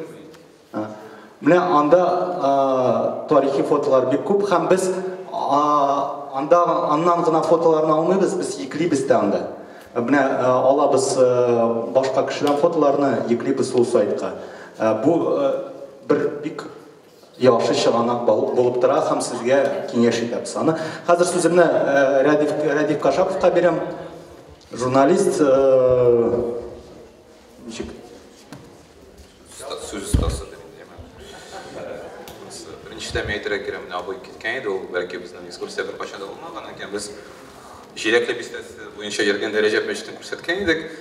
Не қызғаны шынды кішілер бар екен тарихтан. Рәдиф Кашапов журналист, музыкант, жаңғайы активист. Һәм мен шындай әбертімді тұрға кеп. Нәрсе әткен едік қасым бір кіші да yoğun değil mi? Anda tarihçiler varsa, o men o şunday tarihi orun tip kala. Bizden şunday tilek, nedir bizden tilek? Orunu canlandırı. Yani ama siz, mesela anlatırga tiyeş. Mesela bizden var bunda sokma bestesi, değil mi? Alanı 2005 yılda 9. anda ağaçlıklar turgan edi, 9. jiberdiler. Ama olağanlar bizden bunda hassa sivil şunday bir arxitektor kelgen edi. Aların trekleriydi, manda şunda biznes kvartal tüzürgen. Peki ama şahsı olmadı, hazır galata sokma bestesinde bir zor boş vurun. Men anda гадәттә өйгә кайтканда үзәктән университет проспектына анда бер нәрсә бер кеше дә юк. Шунда үле урын бик матур, сукно бистәсе, тарихи, ләкин анда кеше юк. Шулай ук, мәсәлән, әгәр дә без инде бер бистәне шундый теге музейга әверелдерсәк, тиздән анда теге кортлар үләчәк, вафыт анда бер нәрсә булмаячак. Шуңа күрә мин берничә әйбер турында сөйлим. Берничә әйбер шунда ул ревитализация дип атала, ягъни ул шәһәрне торгызу яңадан, яңадан яшәргә мөмкинлек бирү. Мәсәлән, мәсәлән без хәзер Федоровский Богорда торабыз бит, менә бу урында элек монастырь торган. Женский монастырь. Һәм мәсәлән бер 30 еллык кеше монда ничектер яшәргә кимсенгән. Монда күбрәк шундай агачлар торган, монда трущобалар булган. Хәзер вакытта урамга карасагыз, сонда безнең бөтен теге түрәләр яшәп тора инде хәзерге урамда. Чөнки бу урамның халаты үзгәргән. İkinci bir ayber gentrifikatsiya diye bana şulay yok. Eğer de indir bir elek yaşav hesabı bik töben bolgan orunga indir şunday kızıklı kişiler kile hem bu orun canlana şuna bütün kişi şuna köşerge tili hem nişikler onun binalarının beyesi de orta şunday ayber bak gentrifikatsiya. Mesela bizden Kazanda şuna itirak ederek bizim bütün birini etken eberini kelsen de şehirde ötkərgə bular. Siz onlarga tegiş biz bunda Kazanda Tatar bulsak da eski Tatar bistesi o hiç de Tatar bistesi tügülərəgə, yeme. Anın şunlar Tatar bistesi bulgan şey көп kış birəgə kerek. Mesela mene bu ayrat etken Bişbalta, yeme, yeki Admiralteystvo. 30 yılga manda mesela Tatar şunday Tatar parkı deyip şehir parkı uyuşturga teliler. Lakin bizden şunday sorau var bu arxitektorga qoya manda Bişbalta turunda әйтүче ниндер бер әйбер. Монда гомумән бөтен тарих 300 ел элек башланган кебек. Петр I килгән монда Адмиралтейство төзергә дип. Монда бер дә эзе юк, Бишбалта булуы, лашманнар булуы, агач урман, теге жур куй урманнар булуы, балта осталары турында бер кеше дә таба алмый. Менә икенче әйбер, шулай безнең яңа бистәгә барган шундый бер нәтиҗәсе инде бу яңа бистәнең яңарту проекты шулай Малайзияда эшләнгән. Монда да кызганыч инде шундай теге буны Татар бистәсе булуы бик сизелмәялеге, аның өстендә эшләргә кирәк. Шуңа күрә тарихчылар нинди кеше бар, алар шундай әйберләр беләләр. Мин мәсәлән кичә генә зур бер Петербургтан килгән төркемне Казан була бирдем, алар әйттеләр ди, әйдә барыйк Кирмәнгә, әйдә барыйк Бауманга, безгә бик кызык йөргән, мин сезгә алдымда барып бармыйм. Без бардык башта Худяков урамында урнашкан Кәшин şirkevine, çünkü alışverişin kadar bir tanesi bilmiyorlar. Al bizden şunday zor işinçilik. Görürsen kendi anlar bilen bizden bilen bardak alan bilen, alar bilen Gali meşitine, amin alar bilen anlar neticede mecani meşitinde durdum da anlattım. Neyse mecani meşitteydim. Hem ne bu, alarını bir katı kızık sınırdayım. Çünkü bizde bu bilim var, hem bu bilim bilen biz bu oranlarını özgürte alabız. Mesela benim özümün tercihi, o medya laboratoriya tavuşnişi bulgan edi. Jurnalist bolarak, bana saytqa materiallar kerak, biz güzelliğe bilen 11-10 kişini jeydik, hem şunday proyektni məktəb uyuşturduk. Anın azağında her bir kişi material yazı. Ол материал біздің татар бестерінде яшеген кішілерге бағышланған, тірі кішілерге. Енді тарихи шығынақтар түгіл, тек Қайым Насириға түгіл, яйсы Барудиға түгіл, әмінамында әзірде уақытта яшауші татар кішісіне. Ама біз арға үйреттік, нешік материал yazарға, нешік фотолар yazарға, нешік кішіні сөйлештірге, әгер де сені ешіктен бірінші тапар кетмесілер, нешік кірерге демек. Амалар түрлі материалдар жазғандар бұл тұрда. Мәселен, бұл Мұршида Харидинова, ол Плетен бистесінде яшай. Плетен бистесі, кім білемін де Плетен бистесін? Қолын өктерегіз бірасы. Бір кім дәулемеу. Біздің Плетен бистесі оланда түрме қазір оқытта орнашқан.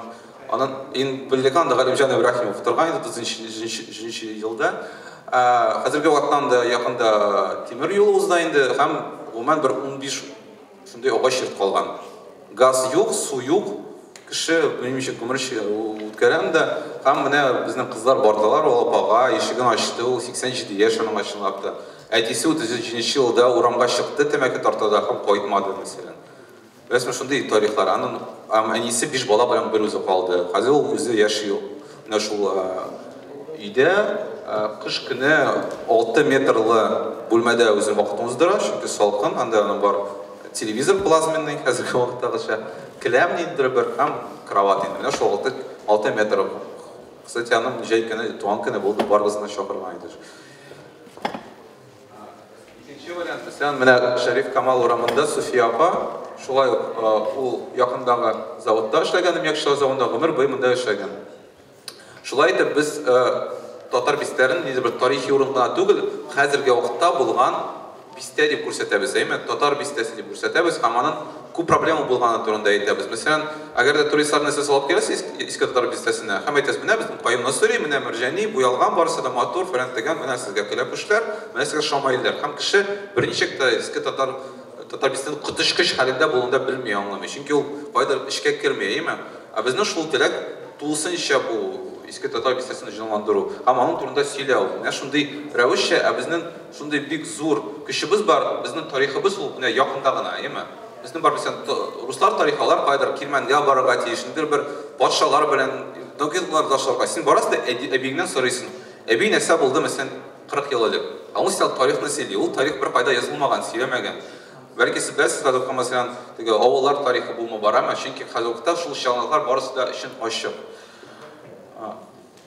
Мәсәлән, бу Поповка ул Крестовников заводы янында, Кабан буе янында элек булган урыс авылы, аннан анда татарлар да яши башлаган, һәм анда гомумән кеше Крестовников заводында эшләгән. Крестовников заводы ул хәзерге вакытта нәфис инде. Һәм менә шулай Минвали Хәмидуллин гомер буе шунда эшләп йөргән. Тарихлар. Менә безнең икелесе мәктәп була, ул видеоблогингка багышланган, без анда чынлап әйткәндә төрле кешене чакырабыз.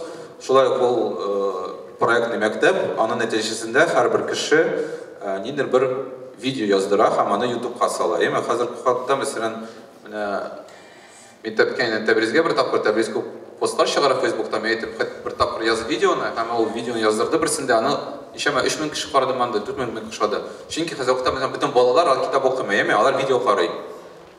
Әгәр дә хәтта нидер бер бик өлкән апа бик видеода төшерелмәгән тарих турында сөйләсә, ул никадәр бер әһәмияткә төшәр була, чөнки кеше шулай видеоны карап кызыксыныр бер-беренә. Шуңа күрә без шундый мәктәп оештырдык һәм алар берсе бер апрель азагында ортасында аны чыгарырбыз. Тагын ни тәҗрибәләр. Мәсәлән, безнең иске татар бистәсендә безнең бар шундый танышыбыз Нижгар татары Илдар Абузяров, ул бер ел килгән инде, безгә әйтте, сезгә арт резиденция кирәк. Арт резиденция нинди бер.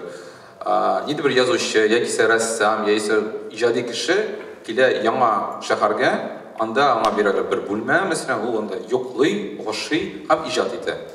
Мәсәлән, бу шәһәргә бәйләнгән бер тарих турында, яки кызыксынган вакыйгалар турында китаплар яза. Мәсәлән, хәзерге вакытта мин белгәнчә Илдар Юнус журналы өчен номер әзерли. Һәм анда бөтен мәкаләләр, бөтен язмалар Казанга багышланган. Шулай итеп, ул Юнус аркылы Казан таныта.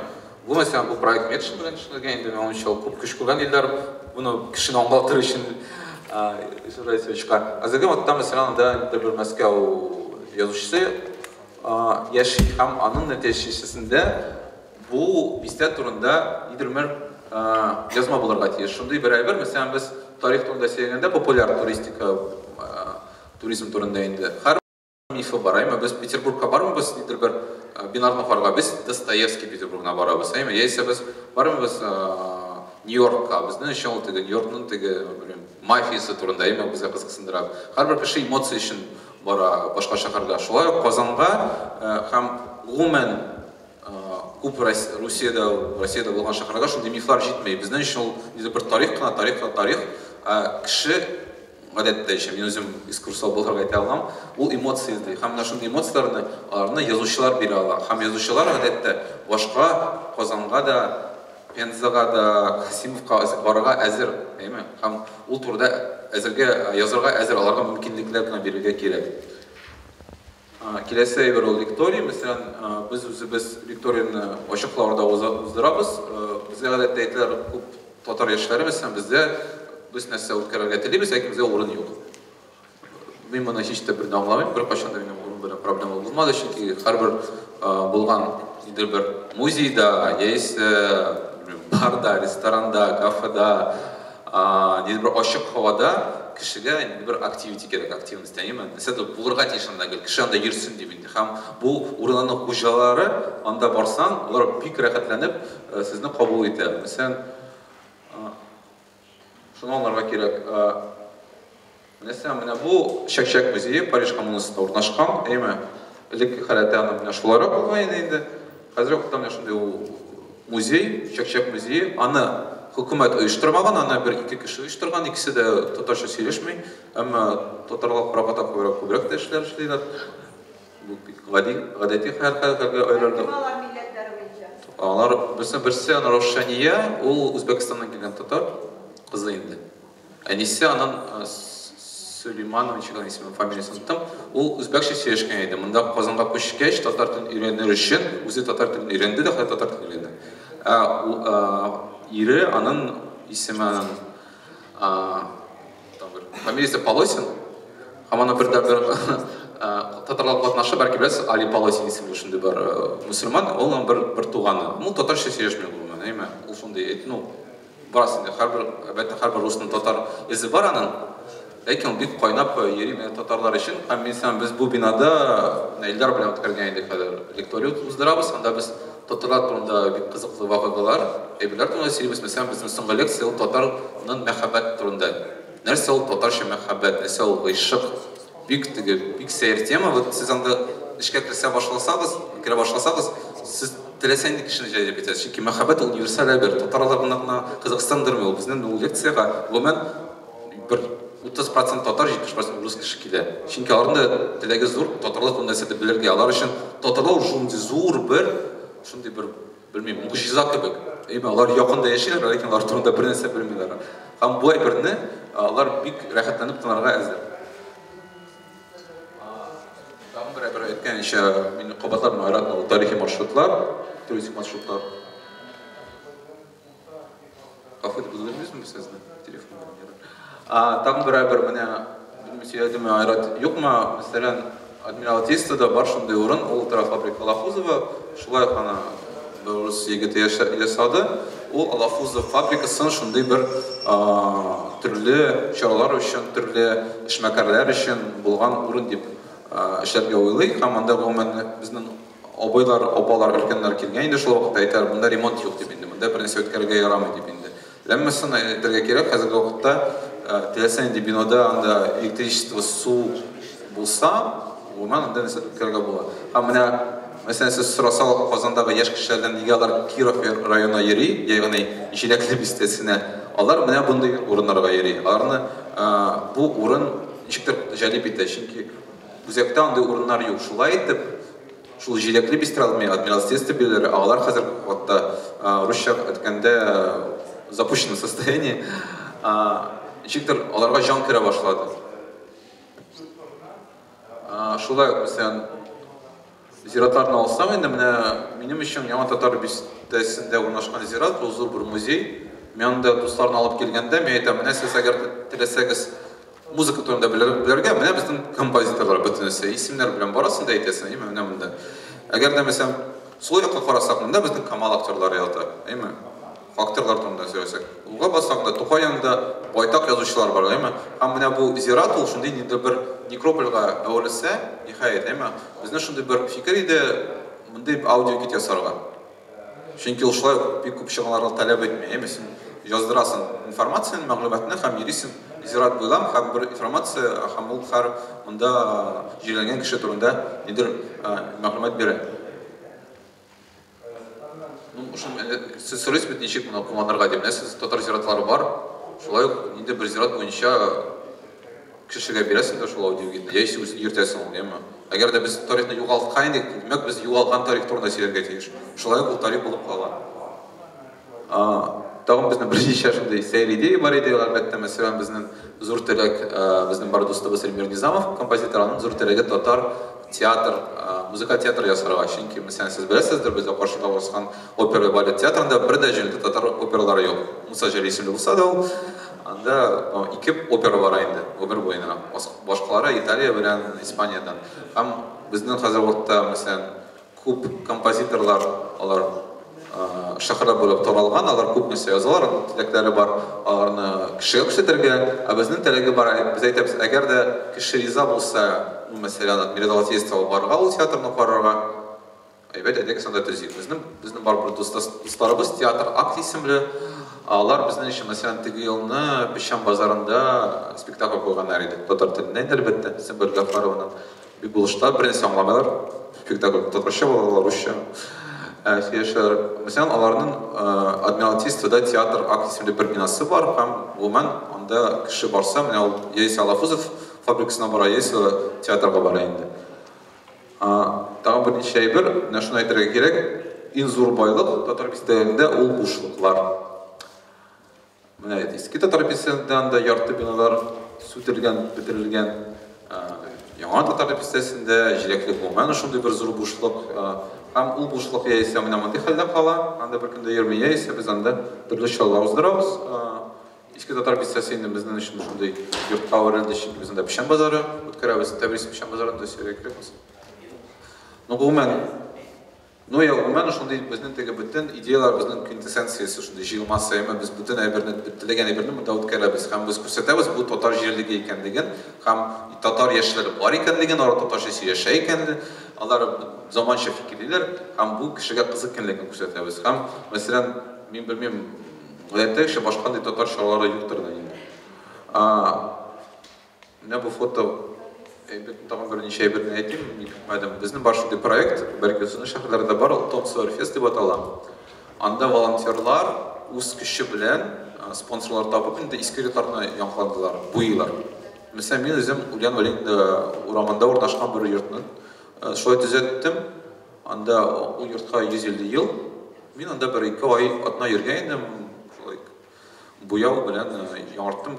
Килесез карагыз, хәзер китабым анда янәшәдә узганда мен әйтәм, бу минем йортым. Мин аны үзем төзәттем. Әйме? Әзерге вакытта мәсәлән без күп көч куйдык. Бу елны бу фестиваль кысаларында без иске татар бистәсендә 3 йортны буйбыз. Ул Фатих Карим урамында урнашкан, шундый Юнусов мәйданы янында шундый бик матур бер йорт. Аннары Тукай урамында 3 тәрәзәле бер йорт бар анда, һәм тагын Сары Садык урамында бик гади агач йорт, теге авыл йортына охшаган дип инде. Һәр берсенә анда бөтен Казаннан килгән энтузиастлар, активистлар килә, анда теге кешенең нинди дин тотуын, нинди җирлектән килүенә карамыйлар, аны иң мөһиме эшләү белү, эшли белү инде. Һәм без ала берсә шундый йортны яңартабыз, һәм иң кызыгы ул йортларның хуҗалары белән сөйләшәбез. Журналистларны чакырабыз, башка кешеләрне шулай алар беләләр, бу урамнарда кем яшәгән, ничек, һәм фәлән дигән. Икенче бер әйбер, мәсәлән, бистәләр турында әйтсәк, Сукно бистәсендә менә безнең танышыбыз Мария Леонтьева, ул оештырган инде бистә бәйрәмен, алар анда алардан якында бар чиркәү бар, һәр чиркәү кеше бирә инде. Һәм алар ничектер менә бу урынга бер ям истиләр, менә ни кызганыч, әле без үзебез шундый бистә бәйрәм үткәргән юк, әйме. Ләкин нимчә без үткәрсәк, без әлбәттә алардан бер ярдәм сорарбыз, әйме, чөнки алар тәҗрибәләре бар. Һәм менә соңгы әйбер, әгәр дә бөтен бистәләрне торгызу эше шундый теге чыгылыкларны өйрәнү, белмим, китаплар язу, беркемдә укымый торганга кайтыгыз. Әгәр дә бу урамнарда кешеләр йөрмәсә, сез әйтәсез, яшь кешеләр йөрмәсә, алар үзләренең кая булганлыгын, үзенең кем икәнлеген аңламаса, менә без Бишбалта зираты хәленә калабыз, Сез бәлки сезнең вакытыгыз булса, барыгыз шул Бишбалта зиратына, сез аңларсыз нинди хәлгә бистә кала ала. Менә бу иншиге, зур бер ничә йөз ел булган Бишбалта, 500 булгандыр, зур бер бүтән балта осталары яшәгән шундый гөрләп яшәгән авылдан бер ничә метрлы яртысын солында астына калган зират кына калды һәм белмим ничек без аны торгызабыз. Хәзер аны торгызып та алмый, чөнки анда бүтән яртысы ташлары кайдыр чирәм астында ятып тора, Бәлки анда нидер бер шундый бер музей ясап та алмый, кеше дә йөреп булмый анда. Күпме без мөфтият белән йөрсәк тә анда субботникларга торгызып булмый. Шуңа күрә ул әкрен генә үлә бара бит, ләкин әгәр дә җан керсә, җан ул хәзерге вакыт, без аңа җан керсәк, димәк, татар бистәләре яшәк, һәм татарлар да яшәр инде. Бетте, тәмам, рәхмәт. Сораулар булса әйтегез. Сораулар. Анда менә мемориаль тактасын урнаштырып булмыймы? Мемориаль такта куерлык монда яганда. Бар анда мемориаль такталар. Анда язылган бу Бишбалта дип инде. Менә миңа бер тапка бер кеше әйткән иде. Миңа бер кеше әйткән иде, я Газиз Сакыйның һәйкәле юк инде. Мен әйтәм, Газиз Сакыйның һәйкәленнән ни файда булыр инде? Менә бер кеше узыр да, баласы әйтер, әйти, кем ул Газиз Сакый? Барыр, китаплар укый башлар. Мен әйтәм, нинди мөгъҗизалы урамда сез яшисез иде. Безнең Хаҗи Такташның һәйкәле бар хәзер вакытта. Мин ул урамда якында яшим. Хаҗи Такташны ничектер яңадан китап чыгара башламадылар, ничектер кеше аның белән әсәрләнеп килкәләр яза башламады. Хәкәйдән эш тормыйбыз. Безнең теләгебез мәсәлән әгәр дә Газиз Сакый булса, әгәр менә датасы бар, димәк ул аның турында ниндидер бер укулар үткәрергә була, Ничектер кешегә әйдәгез, мәсәлән, хәзерге вакытта без Газиз Сакыйга багышлап мәсәлән спектакль караган идек, ул ничек аталай ул? Курчак туе дип аталган инде, бик шундый читлекле темага багышланганда бер 150 кеше килгән иде ул Газиз Сакый турында сөйләшергә. Һәм менә бу һәйкәлгәдән тукталардан әһәмиятлерәк минемчә. Әлбәттә, куярга кирәк инде, кеше белсен хәдә. Менә монда кеше яшәгән дип. Мәсәлән, сез узасыз, кабин ягыннан сез беләсез, монда Сибат Хаким яшәгән дип, Ләкин аннан соң сез Сибат Хаким китапларын укырга чакмыйсыз бит, дөрес әйткәндә. Минемчә, Сибат Хакимның китаплары урынына, әгәр ниндидер бер Сибат Хаким шигырьләрен уку булса иде, шул кабин каршында, чөнки ул шундый бик сәяси, теге береккән шагыйрь, бик урынлы булыр иде ул. Менә шундый чараларга без теге күбрәк кызыксын белән карыйбыз. Менә бу проектның татар бистәсе 2.0 аның сайты юкмы? Юк, ул шундый партизанское движение. Юк, чынлап шулай, чөнки безнең үзебезнең ябык, әле без аны ачмадык та, булай ачтыкмы без ул ябык группаны? Ачык, анда бар контактта, Фейсбукта барган төркемнәре, һәм шуны әйтергә кирәк, без бу секцияны уздырганда, шундый бер теләк бар иде, әгәр дә безгә кеше үзләренең бистәре турында сөйләсә, без ул бүтән мәгълүматны бик җиңелчә генә шул сәткә үткәрәбез. Чөнки бистә 2.0 ул Казан бистәре турында түгел, ул гомумән татар бистәре турында. Һәм безнең әлбәттә үзебез, ничек бу аны башка шараларга үткәрергә, һәм безнең үзебез шундый теләк эгоистичный. Ул бистәре турында сөйләп белергә, ничек біз аны белергә тиеш, кешенә чакырып. Ул инде Фейсбукта бар, әлбәттә ул бар, Фейсбукта һәм әгәр дә теләгегез бар, анда ничектер мәгълүмат теркәп табыла. Без дөресен әйткәндә аңа зур әһәмият бирмәдек. Сайт ясау ни буенча без әле моңарчы күбрәк, наверное, кырда эшләгәнбез дә, шулай теге кеше җыеп, анда экскурсиялар оештырып, кырышы узганнан соң моны ничек эшләдек, бер методичка нитеп, берәр шундый медиа буга әйләнергә тиеш инде ул. Аның бер логичный завершениесе. Анда хәзер продолжениесе. ВКонтакте төркемендә күбрәк мәгълүмат. Без аны туплап барабыз. Мөмкин булса хәзер. Biz аны туплап барабыз, ул тарихларны, рәхмәт тарихка. Һәм инде тарихны туплаган чакта без аны ничектер инде папкаларга бүлеп, сез дә үзегез менә үзегезнең бистәләрнең тарихы турында да видео төшерә аласыз. Менә үзегез тә сөйлә аласыз, камера куйдыгыз, 10 минут сөйләдегез, безгә җибәрдегез, без аны төркемдә элдек. Һәм тарих уже теркәлде. Бистә 2-0 дип язасыз, анда булыр. Мин үзем Айрат Физрахманов, Тәбрис Яруллин, Радиф Кашапов. Безне табып була, безгә җибәрәбез. Бу сезгә. Хәзер менә безнең икенче өлешебез тарих бу сессиянең хәзер инде без күбрәк сезне тыңлыйбыз, сезнең тарихларыбызны сөйлибез. Кем беренче? Хәерле көн, мөхтәрәм коллегалар. Мин Уфа шәһәреннән, безнең инде менә әле бистәләр турында сөйләгәндә, Уфа шәһәре үзе бер яктан чынлап та ул рус шәһәре булып основаться иткән булса да, анда татарлар күп яшәгән, татарлар килеп татар бистәсе булган Уфада. Революциягә кадәр татар бистәсе булган, шуннан күп кенә җирләрдә, чөнки татарларны элегрәк шәһәр эченә бик кертмәгәннәр. Шуның өчен аларның менә Нижегородский Слобода дип атала бу, Нижегородский менә бистәсе, ул әле дә, шул бистә әле дә бар.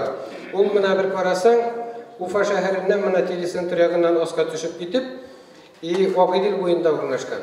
Анда чынлап та әле дә менә татар халк яши инде анда. Күбрәк татар халкы, аларны карасаң, менә төнбатышка кара килгәндә безнең битендәге картадан хәтерләсәгез, Кушнаренко Чакмагыш ягыннан килгән халык килеп урнашкан, һәм әле дә алар анда яшиләр. Бу бистәдә Уфа шәһәрендә бердән-бер мәктәп булган, татар 25-нче мәктәбе, анда инде 24-нче мәктәптә булган, анда татар теле укыту анда әле дә дәвам итә. Шуның өчен инде монда күпчелек, менә ул бистәгә төшсәң, бер-берсе белән чынлап та татарча сөйләшәләр, анда инде теге частный секторда без бит инде бу бистә ул үзенең менә элекке булган чагылышын ишектер саклап калган. Шул вакытта менә карасагыз, монда бу теге нигә таба инде парклар, мин барысында менә сөйләп тормыйм. Татар бистәсе үзе, ул Нижегород ягында түгел, чак кына Уфадан, менә теге әгәр үзәкне алганда, Ленинадан менә аграр университетка таба, шунда татар бистәсе булган. Шуннан да булган инде анда теге солдатские, Слобода диләр солдат бистәсе и архиерейка бистәсе. Архиерейка бистәсенә килгәндә, менә монда Рушан Рахимҗан Галямов утырай. Ул үзе менә шул бистәдә туып үскән инде, архиерейка бистәсе. Ул архиерейка бистәсе менә Тукай урамыннан, анда хөкүмәт бинасы урнашкан инде. Мәчет менә аска таба, шул менә бөтен Агыйдел буендагы менә шул калкулыкта яр буйлап шул архиерейка бистәсе бара. Мәчетне инде менә үзегез беләсез, ул теге Пугачев Астанасыннан соң 1773-75 еллардан соң Уфада бит инде төзелә Духовное управление мусульман Российской империи. Шунда мәчет төзелә 1800 елларның башында. Шул мәчет әле дә дәвам итә. Ул инде Уфада менә Совет власты заманында бердән-бер мәчет булып кала. Әгәр инде алсак менә Нижегородка бистәсен, анда мөселман халкы инде татарлар үз мәчетләрен төзеделәр. Ул кичкенә мәчет инде бик зур түгел, шуның өчен зур мәчетләрдән инде исәпләнә безнең теге Дәлә Тюльпан, әле теге фонд Урал төзетеп ята инде. Яңа мәчет әле ул төзелеп бетергә бик ярак инде. Ихлас мәчет инде ул безнең элекке теге кинотеатр Луч дип аталай ул. Шул кинотеатр Лучны переделать иткән генә мәчет ул. Аның инде теге кинозалы әйбәт, аның әле дә булса теге манарасын һаман салып бетелмиләр. Ничәнче ел уже аның манарасы бер тапкыр күтәрелгән инде, бер әле аны бик ерак аны салып бетергә. Чөнки акча җитешмидер инде, акча җитешсә бит инде безнең кирпич юк, кирпич булмаса цемент юк, менә шуның өчен ул бездәге хәл шулай. Шул ук вакытта менә бар анда біздің Затон бистесі дилерімді. Ол әлі керек болмаған, мынау Адмиралтейский Слобода дедіңіз бе? Мына шоның көбігірек ол Затонда анда теге нелеріне пароходлар ремонтлау нелері болған енді. Ол бистені болсақ, ол әлі де шындап та бір яқтан татар халқы мына компактно орнашқан шәһәр шетіндегі бір микрорайон болып тұрау. Анысы тоже мына ол біздің үшін теге татар халқы үшін ол теге әйбет, но екінші яқтан қарағанда енді онда барлық теге оңай шартлар яшау үшін бик жоқ. Шулық мына Нижегородка бистесінде де шулық хал. Мына Архиереки бистесін алсақ енді, чөнки мына қызық, мында бір яқтан бетінде хөкүмәт бинасы, екінші яқтан зур заводы, и мында университет. Университетінің общежитие теге тулай нелер траклары шунда, и олар bu яклап урамның уже тукайның bu якында, шунда енді теге особый теге дискомфорт деп әйтейін енді мен, шундай үзіне қарата, ондағы теге йортлар, мына мен өзіңіз көріп тұрасыз, мына бұл мына как раз Нижегородка бистесіне түшет барға тұрған жол. Мынасы енді бұл теге Менделеев урамына якынырақ енді. Мынасы мына Пушкин урамы сразу көріп тұра, мына ол заманда әлі yollar da mına nişik bulgan, mına şuluk, mına Pushkin uramı и теге яңа көпір нейіне. Мына мынысы тоже қарасаңыз, Ағидел бойындағы Нижегородка бистесіне яр бойы енді. Мына мында шулық нелер өзіңіз мына менен де барысында етіп тұрмын.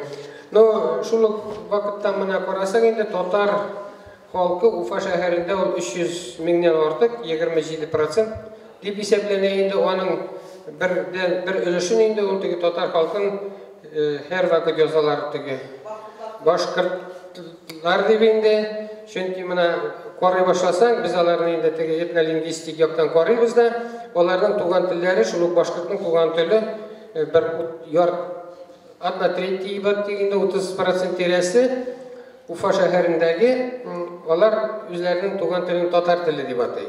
Ну шул вакытта мына Башкортстан буенча ул 150 меңнән артык бүгенге көндә татар халкы үзләренең туган телен рус теле дип атай. Шуның өчен мына әлеге килеп туган ситуациядә инде бигрәк тә телләрне өйрәнү буенча мына шул татар телле укучылар алар шәһәрдә Уфа шәһәрендә алар бигрәк тә күпләр, шәһәрдә күпләр. Чөнки алар барысы да теге тел мына ние көнкүрештә мөхиттә бар да рус телендә сөйләшәләр. Шуның өчен алар үзләренең туган телен рус теле дип әйтәләр дә, и татар телен укымыйлар. Шуның мына Чакмагыш районынан әле яңарак кына бу законнан соң мына каразык бистәләрдән алсак инде. Мына шул Чакмагыш татар районы иң күп татар яшәгән районы. Шунда меңнән артык бала мына килүгә, аларның яртысыннан күбесе язганнар үз рус телен укырга. Татар телен укырга мына бит инде ниләрдән ата-анадан заявление алалар. Алар татар телен язмаганнар, рус телен кабул итеп алганнар. Чөнки егылар экзамен бирү барысы да рус телендә, татар телендә еге бит инде югыл, башкорт телендә кертергә дип тордылар да. Ну, алар башкорт теле чөнки укытыла инде, алар күп алалар. Һәрбер университетларда 75-шәр кеше нигә алалар инде көндезге бүлеккә, бюджет бүлегенә алалар. Татар теле буенча инде мына мин чыгышымдагы шуларны әйтеп китим. Бер 10 кеше генә бюджет буенча. Что университетта теге классический университетта инде и педагог университетта шундый ук хәл. Шуның өчен инде мына Башкортстан мөхитендә дип әйтгәндә татар теле бер ниндидер дискомфорт ауыр хәлдә инде аны әйтик. Мына мин аны тикшереп караганым бар. 1970 елларда 200 меңнән артык укучы татар телендә укыган. Татар телен предмет түгел, татар телендә укыган. Менә бүгенге көнгә килсәк, татар телендә укучы бала 10 меңнән дә кем. ол бит неше тапкыр кеміген деген сөз. Мен шуның үшін мектептер бит инде хәзер авылларда күп мектеплер ябылдылар. И шуның үшін укуш мен әзерәктәге, ну бистеләрне алсак инде мен менә шул бистеләр менә шул менә кайбер шәһәрләрдә ул мәсьәлә тагы читтә кала. Менә әгәр инде татар бисне халкы татар бистеләренә килгәндә инде менә үзенең китабында соңгы китап дип атала бит инде Әмирханники Дәүләкәндәге менә хәлне яза ул, анда шул ук вакытта менә татар мөхите бик әз күләмдә була. Чөнки бу революция хәтле була. Бүгенге көндә инде ул менә шул шәһәр, ул кечкенә генә шәһәр, станция дип атала инде ул Дәүләкән Әмирханникинең туган җире Коргалы булса да Благоварда, үскән җире, тәрбия алган, белем алган җирләре ул Дәүләкән була. Шуның өчен ул соңгы китабында бик матур иттереп яза шул Дәүләкән хәлләрен, Дәүләкән бистәсен, и анда менә ничек инде анда татарлар рәвештә. Соңгыдан инде ул чынлап та менә ул районнары бик теге күтәрелеп китә. Сугыштан соң анда теге видимо теге Петербург, Ленинградтан, Мәскәүдән, үзәк регионнардан килгән укытучылар бит инде теге эвакуация вакытында видимо әзрәк теге этәргеч булганнардыр. Ул район бик зур, шундый күренекле шәһәрчеләр, шул исәптән галимнәр чыга ул яктан. Ул Коргалыдан гына түгел, Шүнче дигән авыл, үзенчә менә ул мин күп кенә ниләрдә аны күрдем инде ул. Татарчылыкка килгәндә татар бистәләренә, шул татар бистәләреннән менә татар халкы күбрәк яшәгән Башкортстанда 4 шәһәре бар. Анда 54%-тан артык татар. Башкортларны алсаң инде ул где-то 75% була. Кагыйдел дигән шәһәрендә атом электростанциясе төзелгән, анда татар халкы 50-дә ярты, 50-дән артык процентны тәшкил итә. Шул вакытта менә Туймазы, Октябрьский, Нефтекама, Янаул шәһәрләре, монда татар халкы ныклап, компактлы и күп санда яшиләр. Илеш районы инде ул теге чын татарлар, действительно шулай, но Илешнең 78% язылган башкорт. Шуларның менә алсак 3% гына үзенең туган телен меңнән кемрәк туган телен башкорт теле дип исәпләй. 96% үз туган телен татар теле. Ул аларда гына түгел, ул менә Бакалы, Азнакай белән бер бит инде, Шаран, Туймазы, Краснокама, Тәтешле, бүтән төньяк көнбатыш районнары, анда ул татар телле халык яши. Татар культурасы анда, чөнки халык үзенең телен элек-электән татар теле дип исәпләгән. Ул 26 елны гына калды. Шул ук менә Бәләбәй кантоны, Бәләбәйне ул анда тоже менә аны как чуашлар килеп теге не битен основать иткән дисәләр дә, анда татарлар бик зур теге күп кенә сонда, и аларның үзләренең мөхите Бәләбәй шәһәрендә революция хәтле булган. Әгәр инде берәр сорауларыгыз булса бирегез, мин шуның белән үземнең фикеремне сорау буларак, кайсы хезмәтләрне киңәш итәргез укырга менә татар бистәләре турында, башка җирендә. Монда Максимова дигән бер галим бар. Шуннан соң Михаил Ратнов күп кенә китапларын менә шул бистәләргә багышлап язган инде, анда теге татар бистәләре генә түгел, анда теге рус бистәләре, и шул Уфадагы менә бистәләрне аерым язган хезмәтләр бар, 1-2 хезмәт бар. Булай инде безнең Башкортстан җирендә чын-чынында менә татар бистәләре дип біз уланы әйтә дә алмыйбыз хәзер. Башкорт бистәләре дип әйтерин, алар татарча гына да сөйләшмәк, алар ул заманда шәһәрдә вообще Мына 26 елның 39-ны гына алсаң да, башкорт халкы анда 3% гына тәшкил итә, шәһәр халкында. Безнең әлеге вакытта да ул башкорт халкы 57% аның авыл җирендә яши.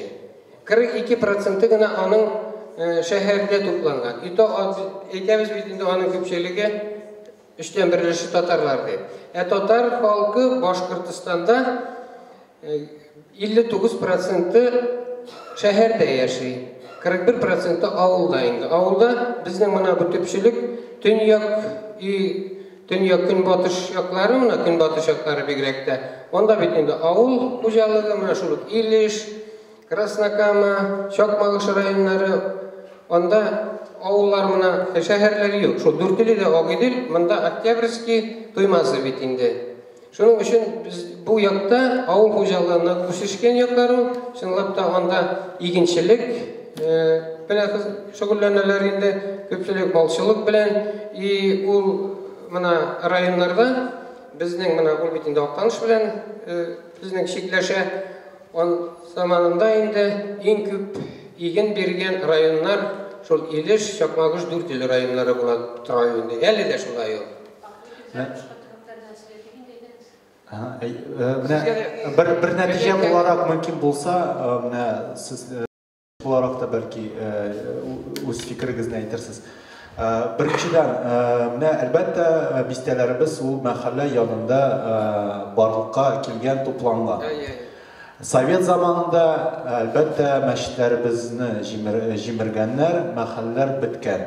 Әмма Совет заманында 20-нче еллар ахырына, 30-нчы елларда, 40-нчы елларда һәм 70-нче, 80-нчы елларга хәтле үк татар бистәләре яшәп килгән.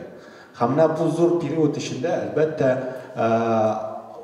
бу период тәэсир иткән татар тарихына һәм шулай канда үзенчәлекле бер тарих барлыкка килгән. Шулай бит айрым инкыйлабка хәтле шәһәр мәдәниятен өйрәнеп була. Һәм ул әлбәттә бик кызык. Анда сәүдәгәрләр, анда безнең мәхәббәт биналар һәм башкалар.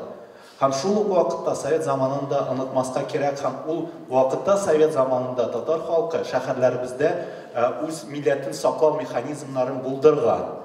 Һәм ул бистәләрдә мәхәлләләр булмаса да, мәчетләр булмаса да татар мөхите булган, татар теле булган һәм кызганыч менә 70-нче, 80-нче елларда бу бистәләребез бетә барган. Без Казаныбызда да аны күрәбез. 70-нче, 80-нче елларда бистәләр татар бистәләре бетә башлаган. Һәм әлбәттә халкыбыз күмәкләшеп инде яши башламаган. Һәм менә бу күмәкләшеп яшәмәү сәбәпле дә татар теле шәһәрләрдә бетә башлаган. Кызганыч әлбәттә хәзер татарларны бу бистәләргә кайтарып булмый. Күпләп итеп анда күчереп тә берничек тә булмый, ул мөмкин дә түгел. Һәм әлбәттә без уйланырга тиеш хәзер татар халкы шәһәр кимлегендә, шундый глобализация шартларында ничек үзен саклап кала ала. Әлбәттә мәктәпләребез турында да сез әйттегез, телне саклап калу турында да әйттегез. Әмма бик күп татар әлбәттә шәһәрләребездә инде татар телен белми. Һәм менә бу бистәләр тарихы аркылы да кешедә татар теленә, татар мәдәниятенә кызыксыну уятып була. Һәм яртылаш татар, яртылаш башка халыктан, рус халыктан булган кешеләребез дә шул бистә тарихы аркылы татар тамырлары белән кызыксына башлап, тарихларны укып, бистәләр тарихын укып, әзрәк татар мәдәнияте турында уйлана башлый һәм телгә дә ниндидер мәхәббәте уяна. Шуңа күрә бистәләр тарихы һәрбер җирдә ул шундый татарлыкка кайтара торган бер мөмкинлек тә булып тора. Әлбәттә кайтара алмыйбыз бистәгә, әмма шул бистә аркылы, бистә тарихы аркылы без аны тарихка мәхәббәт уята алабыз. Һәм Башкортстанда да әлбәттә аны эшләп була, кем татар телен оныткан, рус теленә күчкән, әмма менә сездә инде Уфа ул әлбәттә шундый татар шәһәре, үзе татар шәһәре булып тора. Казан белән чагыштырсаң, анда татар тарихы тагын да күбрәк. Ул үзе бер татар шәһәре дип әйтеп була, бердән-бер татар шәһәре булган дип әйтеп була. Һәм аннан соң тагын бер проблема. Анашында бір проблема бистелер тарихы дегенде 19 ғасырда әлі бисте белән авыл җирлеге үзенчәлекләре бик үк аерылып тормаган.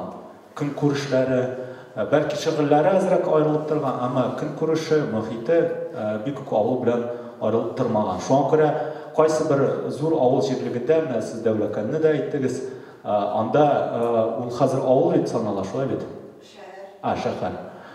Ул үз вакытында авыл булса да, андагы җирне бистә дә дип атап була. Чөнки анда чынлап та сәүдә нык булган, шәһәргә охшаган шөгыльләр булган, һәм ул мондый җирләрне дә өйрәнәсе, бистә күзлегеннән өйрәнәсе дә бар.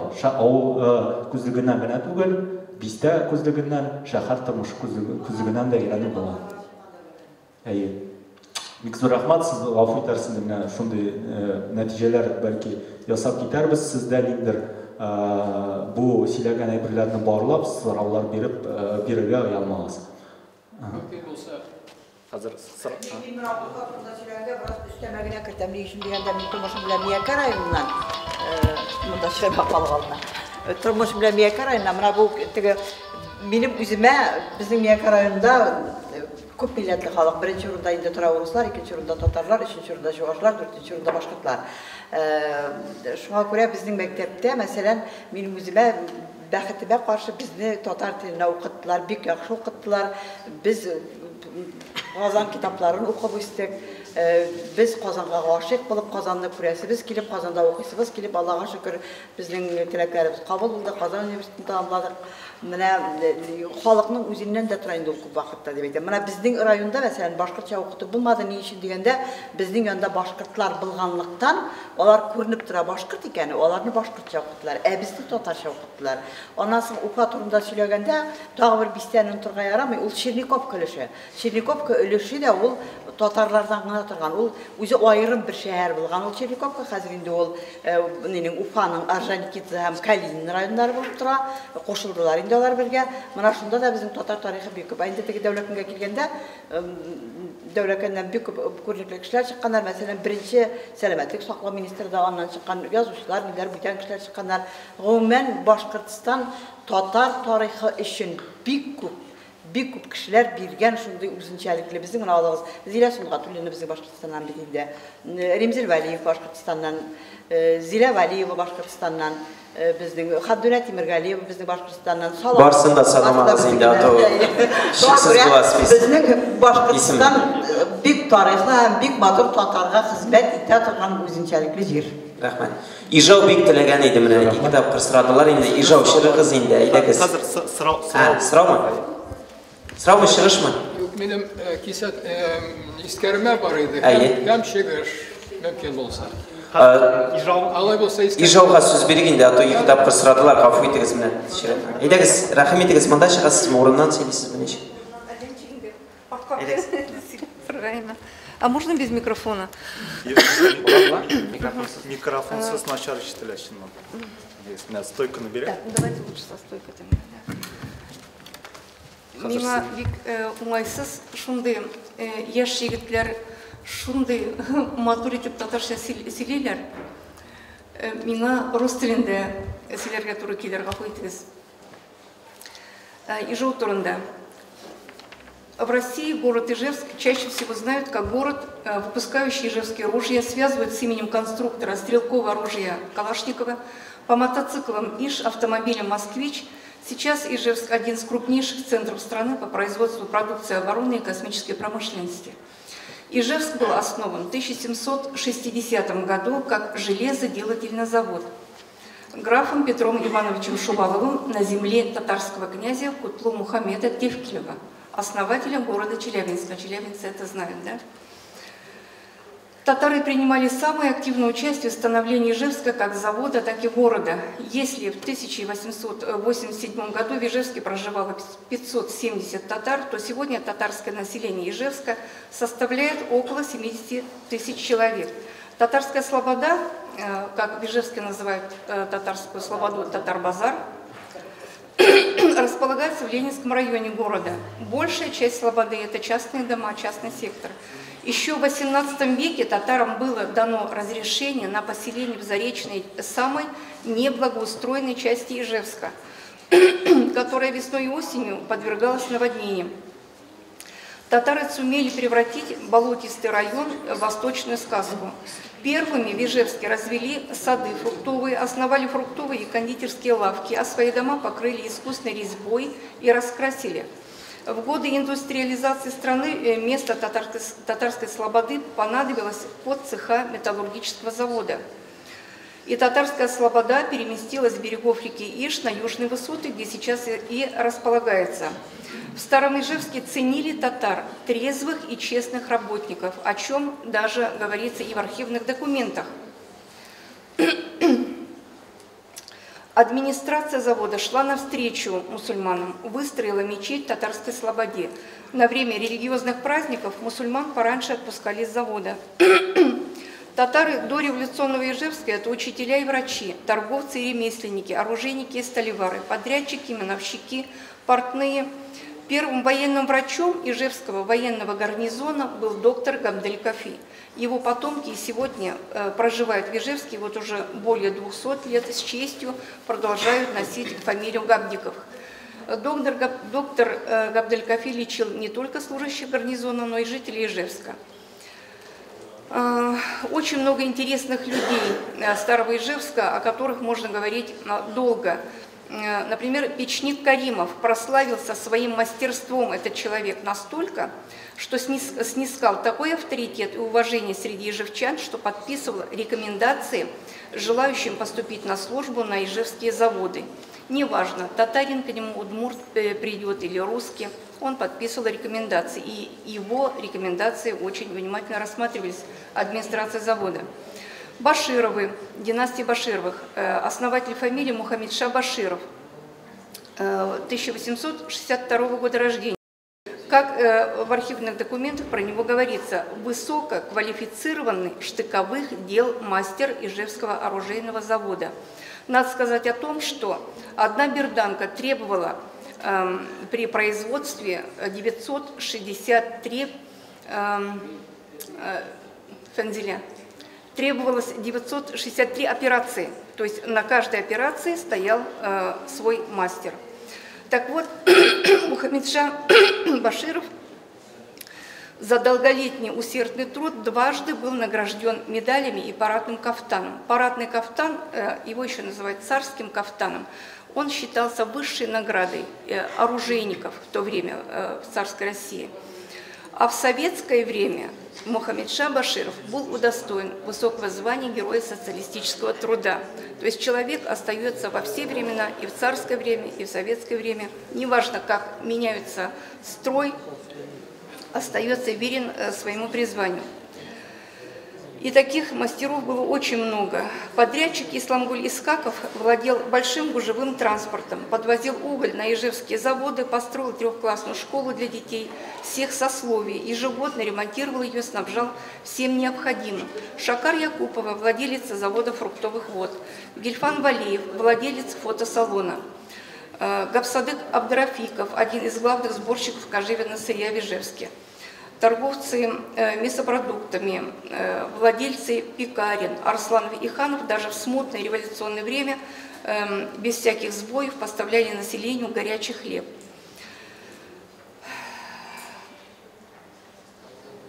Так. Существовали в Ижевске и свои потехи в то время. Например, кулачные бои. Ижевский пруд, который снабжал энергией ижевские заводы. На Ижевском пруду устраивались кулачные бои. Участвовали в них, как правило, районы Зарика, где проживали татары, Калтама и Гора, где проживало уже русское и остальное население города Ижевска. А побеждала та сторона, кому удавалось заполучить в союзники всегда более трезвую татарскую слободу. Революция разделила ижевских татар, большинство из которых приняли участие в антибольшевистском восстании в августе 1818 года. В составе Ижевской народной армии Ижевск защищал отдельный мусульманский полк целиком составлены из ижевских рабочих татар. Почти все они взялись за оружие и в один день восстания или чуть позже, то есть были добровольцами. После поражения восстания многие татары ушли вместе с остальными ижевцами за Каму к Белым, ушли на Дальний Восток, в Харбин, переселились в Америку, в Канаду. В общем, известны их родословные. А у тарихлар бар ма? Бар у тарихлар. Гаиле тарихлары кайдадыр? Ну, кайберси сакланган айе. И вот человек, который посвятил изучению истории ижевских татар, это такая знаменитая личность, это Кутузов Гата Мустафеевич. Он прожил 90 лет, ушел из жизни в 98 году. Ижевский краевед, коллекционер, почетный член Всероссийского общества коллекционеров, собрал большую коллекцию по истории Ижевска, ижевских татар, быту жителей Ижевска и Сарапульского уезда Вятской губернии конца 19-го, начала 20 веков. Но собрано Гатом Мустафеевичем огромное количество фотографий, огромное количество предметов. Есть, вот, он составил родословные 28 татар Ижевска, наиболее известных татар. Это купцы, подрядчики, врачи, учителя и так далее. Подробнейшим образом составлены родословные, и идет история всей семьи в этих родословных. И еще один предмет, который уникальный, он составил план-схему татарской слободы. То есть, может быть, это кому-то и сейчас пригодится. Гата Мустафеевич посвятил этой карте-схеме татарской слободы Ижевска многие годы. Он прошел все улицы татарской слободы, заходил в каждый дом. И получилась такая карта, вот жалко, что она...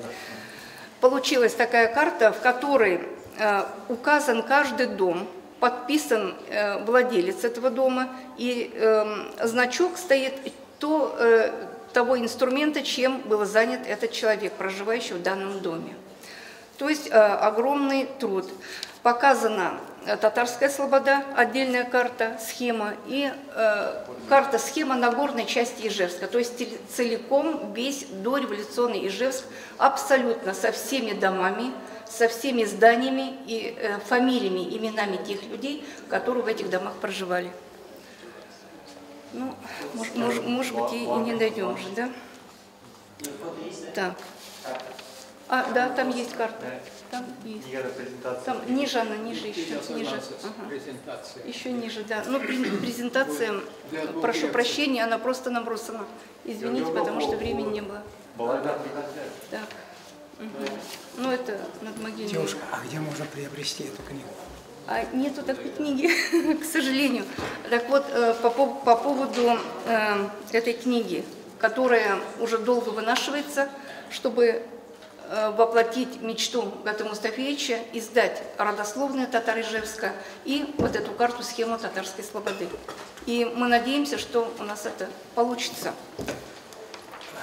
У меня есть один товарищ, который из Ижевска приехал. Ну, немножко у него состояние есть. Если вы мне дадите координаты, вдруг я вас сведу. Обязательно.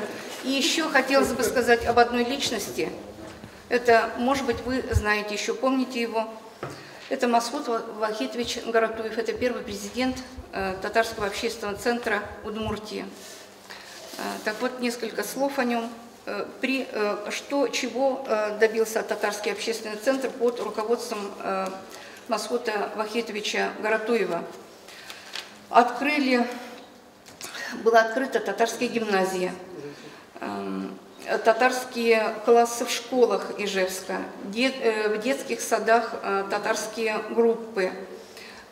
Сидит у нас тут знаменитый журналист Удмуртии Фанзиля Анваркыза, сильный журналист газеты Яңарыш Рафиля рядышком. Вот они могут очень много рассказать о татарской слободе, о татарах Ижевска и так далее. То есть в университете было открыто при Масхуте Вахитовиче отделение изучения татарского языка. В педагогическом училище было открыто отделение по изучению татарского языка. Дальше, сейчас это работает. То есть для Национального музея, я представляю Национальный музей Удмуртии, было выделено 3 штатных единицы в то время. 3 штатных единицы для татар, только лишь, в Национальном музее Удмуртской республики. Дальше, в Министерстве по делам национальной политики работал специалист, в Министерстве образования, то есть было телевидение, процветает, слава Богу, Аллаха шукр. То есть вот... Ярина сразу бистә буенча сұрау туашындай. Қазіргі вақыттан да нендейдер тарихи биналар бармы? Айрыша қадірлі. Мен журналист olarak Татар бистесінің бүгінгісі турында көбірек білемдір деп ойлаймын бәлки. Фәнзилә, тарихи бистелердің бірісі 20-ші санды Татар мәктәбінің бинасы сақланған 2 қатлы бина. Анда татарша оқытқандар көп фәннәрне. Татарша гына түгел, хәтта менә кайбер укытучылар аны рус һәм татар телләрендә алып барганнар. Математика, биология, география кебек фәннәрне һәм инде анда бик әйбәт татар ансамбле булган, халык музыка инструментлары ансамбле. Ул бина исән, әмма анда соңыннан ул татар мәктәбе ябыла 70-нче елларда. Әмма менә татар иҗтимагый үзәге тырышлыгы белән ул милли гимназия итеп ачылды. Милли гимназия итеп ачылды, әмма урын җитмәү сәбәпле гимназияны 2-нче җиргә күчерделәр. Ул бинада хәзер коррекционная школа, әмма бина саклана. Икенчесе Спартак халык иҗаты дип йөртәбез инде аны. Анда башта кинотеатр булган. Ни өчен татарларга бәйле ул бинаны? Чөнки хәзерге көндә анда татар ансамбле эшләп килә, һәм инде менә соңгы вакытта ул бинаны инвесторлар алып, анда сәүдә үзәге ясарга теләгәннәр иде. Нәкъ менә татарлар шул ул бина безгә кирәк дип инвесторларны кертмәделәр, һәм анда ремонт кирәк, һәм ул бинада ният бар татар мәдәнияте үзәге итеп ачарга ул бинаны. Тарихи урыннардан әйтик, татар бистәсенең үзәк урамы, ул хәзер Азина урамы дип йөртелә, элек ул Казан урамы саналган. Чөнки менә Татарстаннан килгәндә, Ижауга нәкъ менә шушы татар бистәсе аша килеп керәсең, нәкъ менә шушы Азина урамы, Казан урамы аша килеп керәсең. Бар иде мәчет, агач мәчет сакланган иде. Ул завод территориясында булган, завод зурая башлагач, мартын эшләре куела башлагач, татарларга әйткәннәр, мәчетне күчерегез. Һәм татарлар аны бик тиз, хәтта бер атна эчендә дип әйтәләр инде, мин аны дөресме юкмы дип әйтә алмыйм. 2нче урынга күчереп утыртканнар. Аннары аның янәшәсендә яңа мәчет салдылар. Һәм менә 1-2 еллык ул мәчетне сүттеләр, әмма ул мәчетне ташламадылар, аны Юкамин районына күчереп салдылар, чөнки менә ул искиткеч, аның агачлары искиткеч сакланган, искиткеч матур архитектуралы мәчет иде. Бер фотосы да бар әле. Урамда намаз укыйлар картларында. Һәм татар бистәсенең менә шушы көздә бугайны татар бистәсенең язмышы кыл өстендә торганлыгы ачыкланды. Анда план буенча, шәһәр планы буенча күп катлы йортлар, теге свеча дип аталар бит әле. Менә шундый күп катлы йортлар салынырга тиеш. Гомумән татар бистәсе бетә икән дип шундый шау-шу күтәрелде. Һәм менә шул вакытта татар халкы, бистә халкы үзе күтәрелеп чыгып, менә бу эшне кузгатты. Хәзер хәтта йортлар салынса да, алар 2-3 катлы гына булырга тиеш.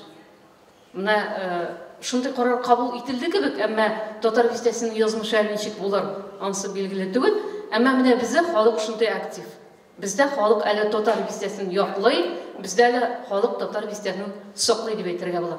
Сорауларыгыз бармы? Гимназиядә һәр коррекцион мәктәп, әмма бездә мәчеттә бар, мәчеттә түгел, менә мәчет янында салып куйдылар 97-нче мәктәпнең филиалы, анда мөселман балалары укый. Мөселман балалары укый. Хәзер менә шундый ният бар, аларга урын җитми, менә бу бинаны мөфтиятның аларга нияте бар. Менә мин һәр хәлдә мин шундый сүз ишеттем. Аларга бирелерме, ул бирелмәсме? Әмма бина инде бик иске. Анда әйбәтләп теге капиталь ремонт кирәк, әлбәттә. Татар теле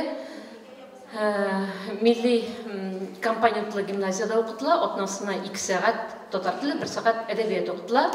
Шулай ук 10-нчы мәктәптә оқытыла, Ижауның 12-нче, 55-нче мәктәпләрдә факультатив. Юк, атнага тулы камлы 2 татар теле дәресе, 1 әдәбият дәресе. Бу милли гимназияда. 10-нчы мәктәптә шулай, 55-нче, 12-нче мәктәптә факультатив, ягъни анда инде түгәрәк рәвешендә. Шулай ук татар авылларында укыла, безнең Вальдизин районында 2 татар авылы бар, Юкамин районында татар авылларында мәктәпләр бар, аларда да татар теле укытыла, шулык нидә режимда. Татар бистәләренең бер хас үзенчәлеге инде шәһәрләребездә дип әйттек инде. Совет заманында 20-нче, 30-нче, 40-нче һәм хәтта 50-нче елларда татар мәктәпләре булган, татар телендә укыту булган. Татарстаннан тыш, Башкортстаннан алмыйбыз, аерым бер үзенчәлекле мисал.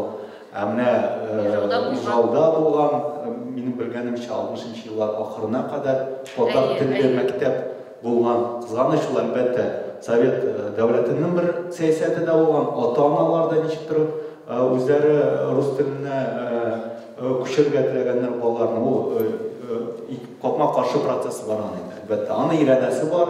Әлбәттә аны бистәләр темасы эченә бәлки кертә алырлык тема булмаса да, аны әлбәттә өйрәнергә тиешле. Һәм инде тагын бер сезнең сүзләрдән чыгып әйтергә теләгән сүзем, мәктәпләр әйткән без тагын ассызлыклап куям, татар мәктәпләре булсынмы, ул анда бистәдә урнашкан мәктәпләр, алар бистәне өйрәнүдә бер партнер була ала.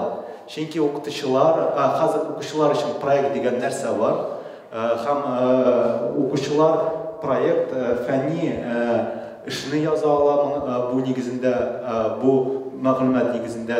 Менә кызыклы укучыларны табып була, кызыклы шәкертләрне табып була, һәм аларны дәвам иттерүче итеп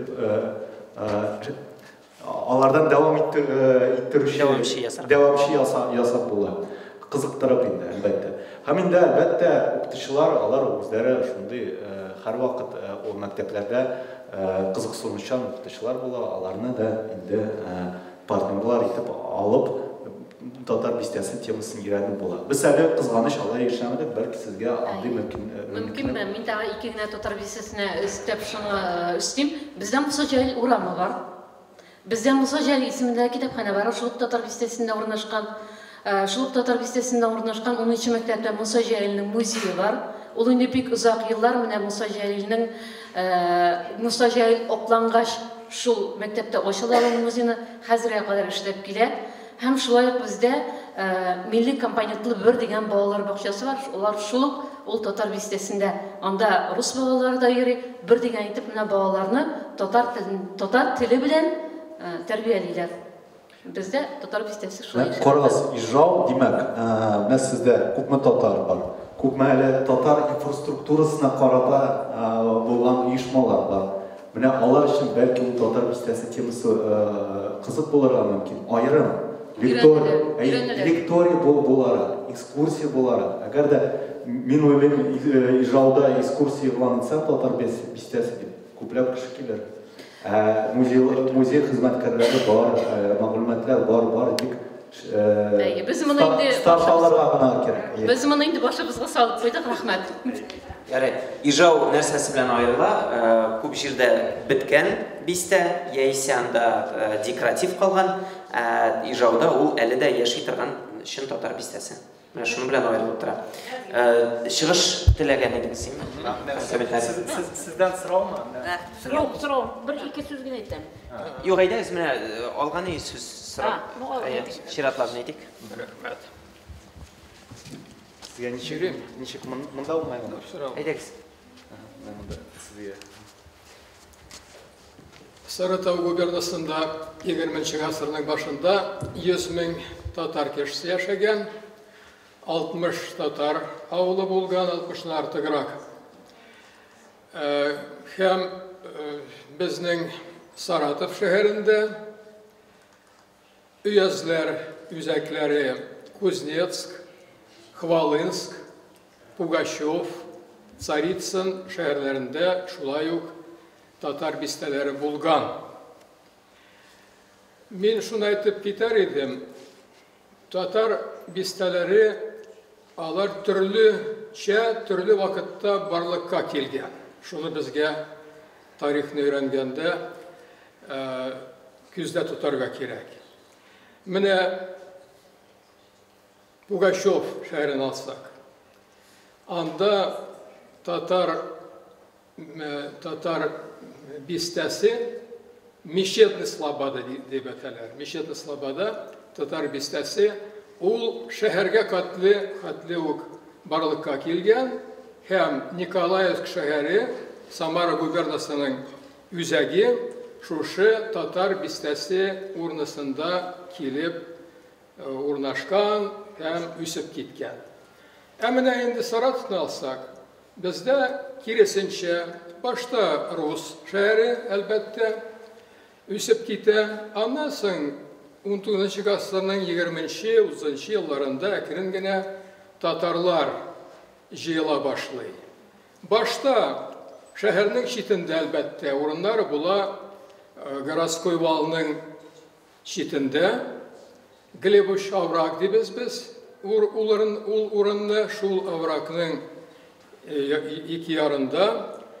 Башта урнашалар Әстерхан, Казак далаларыннан мал туар көп китерүче кешеләр, татар кешеләре, кайсылары үзәк Россиягә куганнар, атлар, үгезләр, дөяләр, бездә тәвәдиләр инде мәшәрләр. Дөяләр шунда утыра булганнар шул шәһәрнең читендә. Шулай ук сатканнар үзләренең мал-туарларын. Аннан соң әкрен генә гарнизонный батальонда служить итүче татарлар кала башлаганнар шул урында. Төрле эш белән мәшгульләнеп кала башлаганнар. Шулай итеп килеп чыга безнең татар бистәсе шушы Глебуш авракның ике ягында, шәһәрнең төпке төшендә. Әлбәттә, башта ул була шәһәрнең чите, аннан әлинде шәһәрнең үзәге булып калды, чөнки шәһәр үзеп китте бу якка. Шул татар бистәсе кешеләре 30-нчы елларның ахырында, 19 гасырның 30-нчы елларның ахырында губернаторга гариза язалар, безгә мәчет кирәк ди.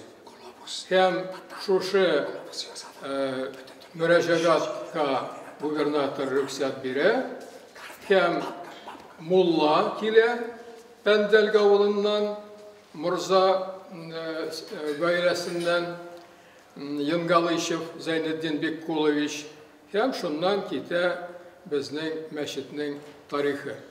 Мин шуны искәртеп үтәр идем. Менә Айрат әйтә иде, башта мәчет төзелә, аннан соң бистә, татар бистәсе. Ул инде алай түгел әлбәттә. Башта халык килеп утыра. Шулай халык булмаса, мәчет булырга мөмкин түгел.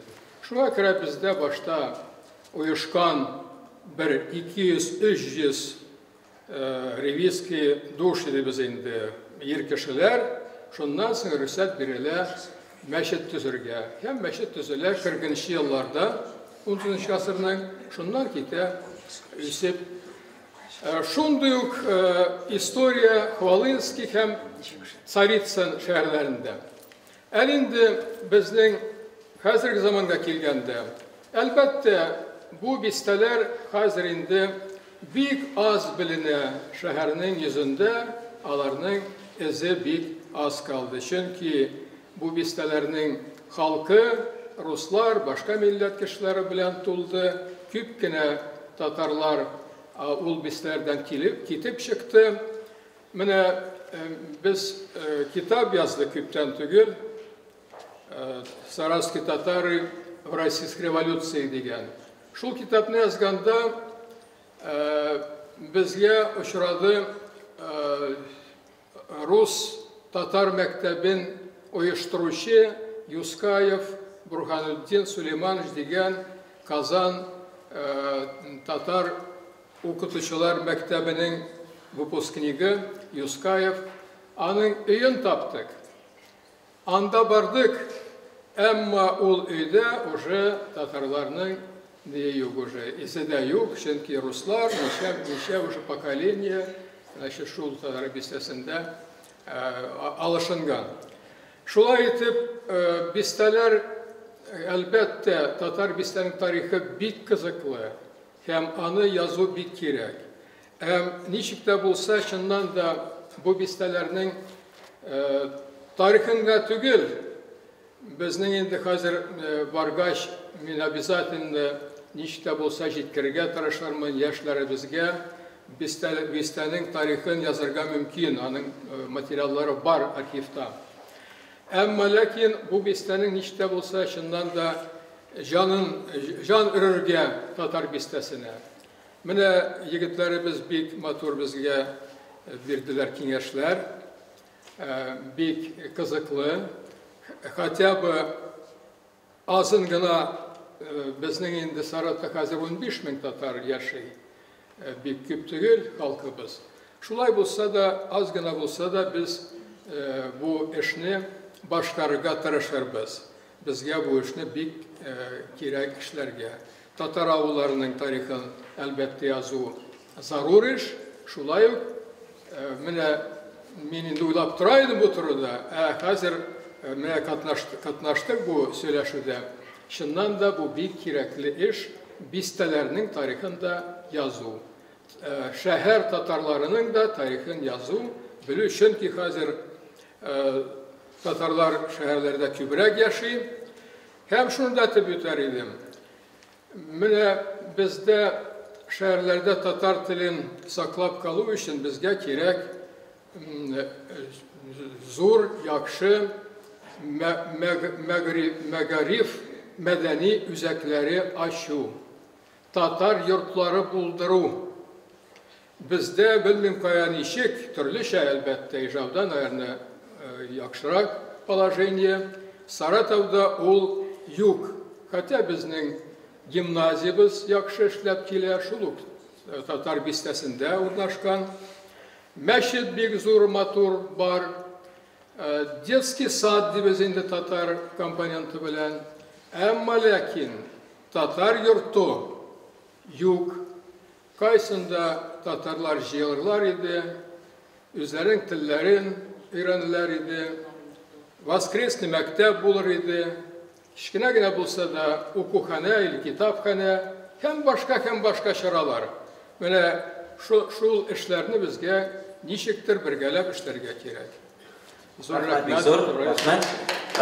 Мин бу сүзне хуплап әйтим әле. Менә татар бистәләрендә күп кенә тарихи биналар, ул татар биналары, аны байлар төзегәннәр шундый вакф биналары буларак та, шулай бит Айрат җәмәгатьчелек тарафыннан кулланачак дип инде. Һәм менә бу дәүләтләр алмашуы үзенең шундый планнары булган инде дәүләтнең. Хәзерге вакытта күп кенә тарихи биналар хезмәт итә бөтенләй не по профилю. Мәсәлән, кызганыч монда Оренбург юк. Менә без Оренбургда барганда, алар әйткәннәр, менә мәчетне ниһаять төзекләндерелде, нителде. Анда дөресме Оренбургта Кәримовлар юк, Хусейновлар. Бер туган Хусейновлар, өч брат, алар бер квартал төзеп бетергәннәр. Хәзер ул шәһәрнең үзәге, иң матур урыны. Мәдрәсә бинасында хәзер сельхоз академия. Шулай бит, сельхоз академияга һичюгы башка бинада табып буладыр иде инде, анда современныйрак.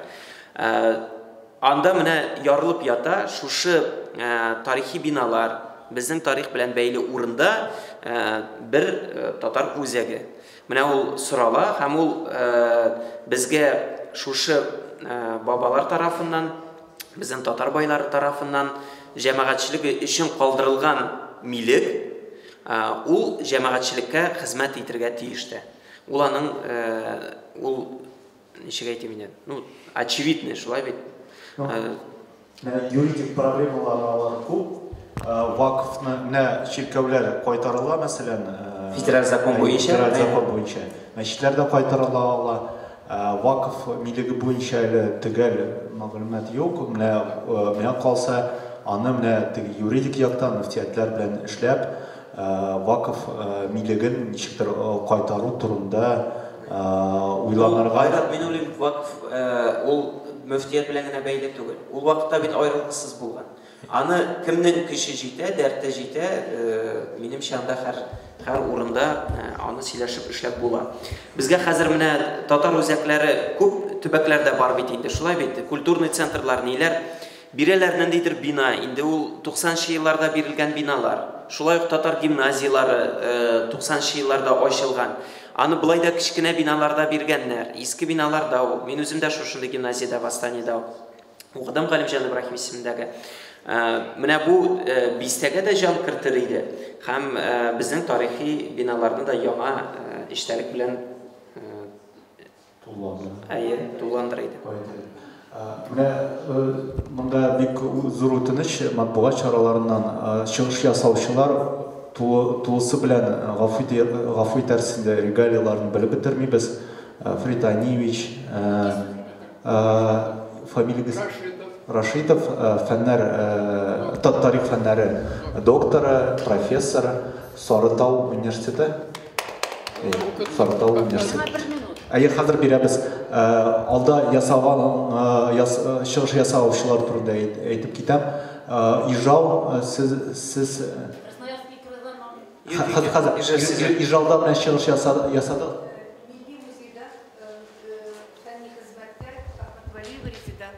Ахматвалиева Резида, Милли музейда фәнни хезмәткәр.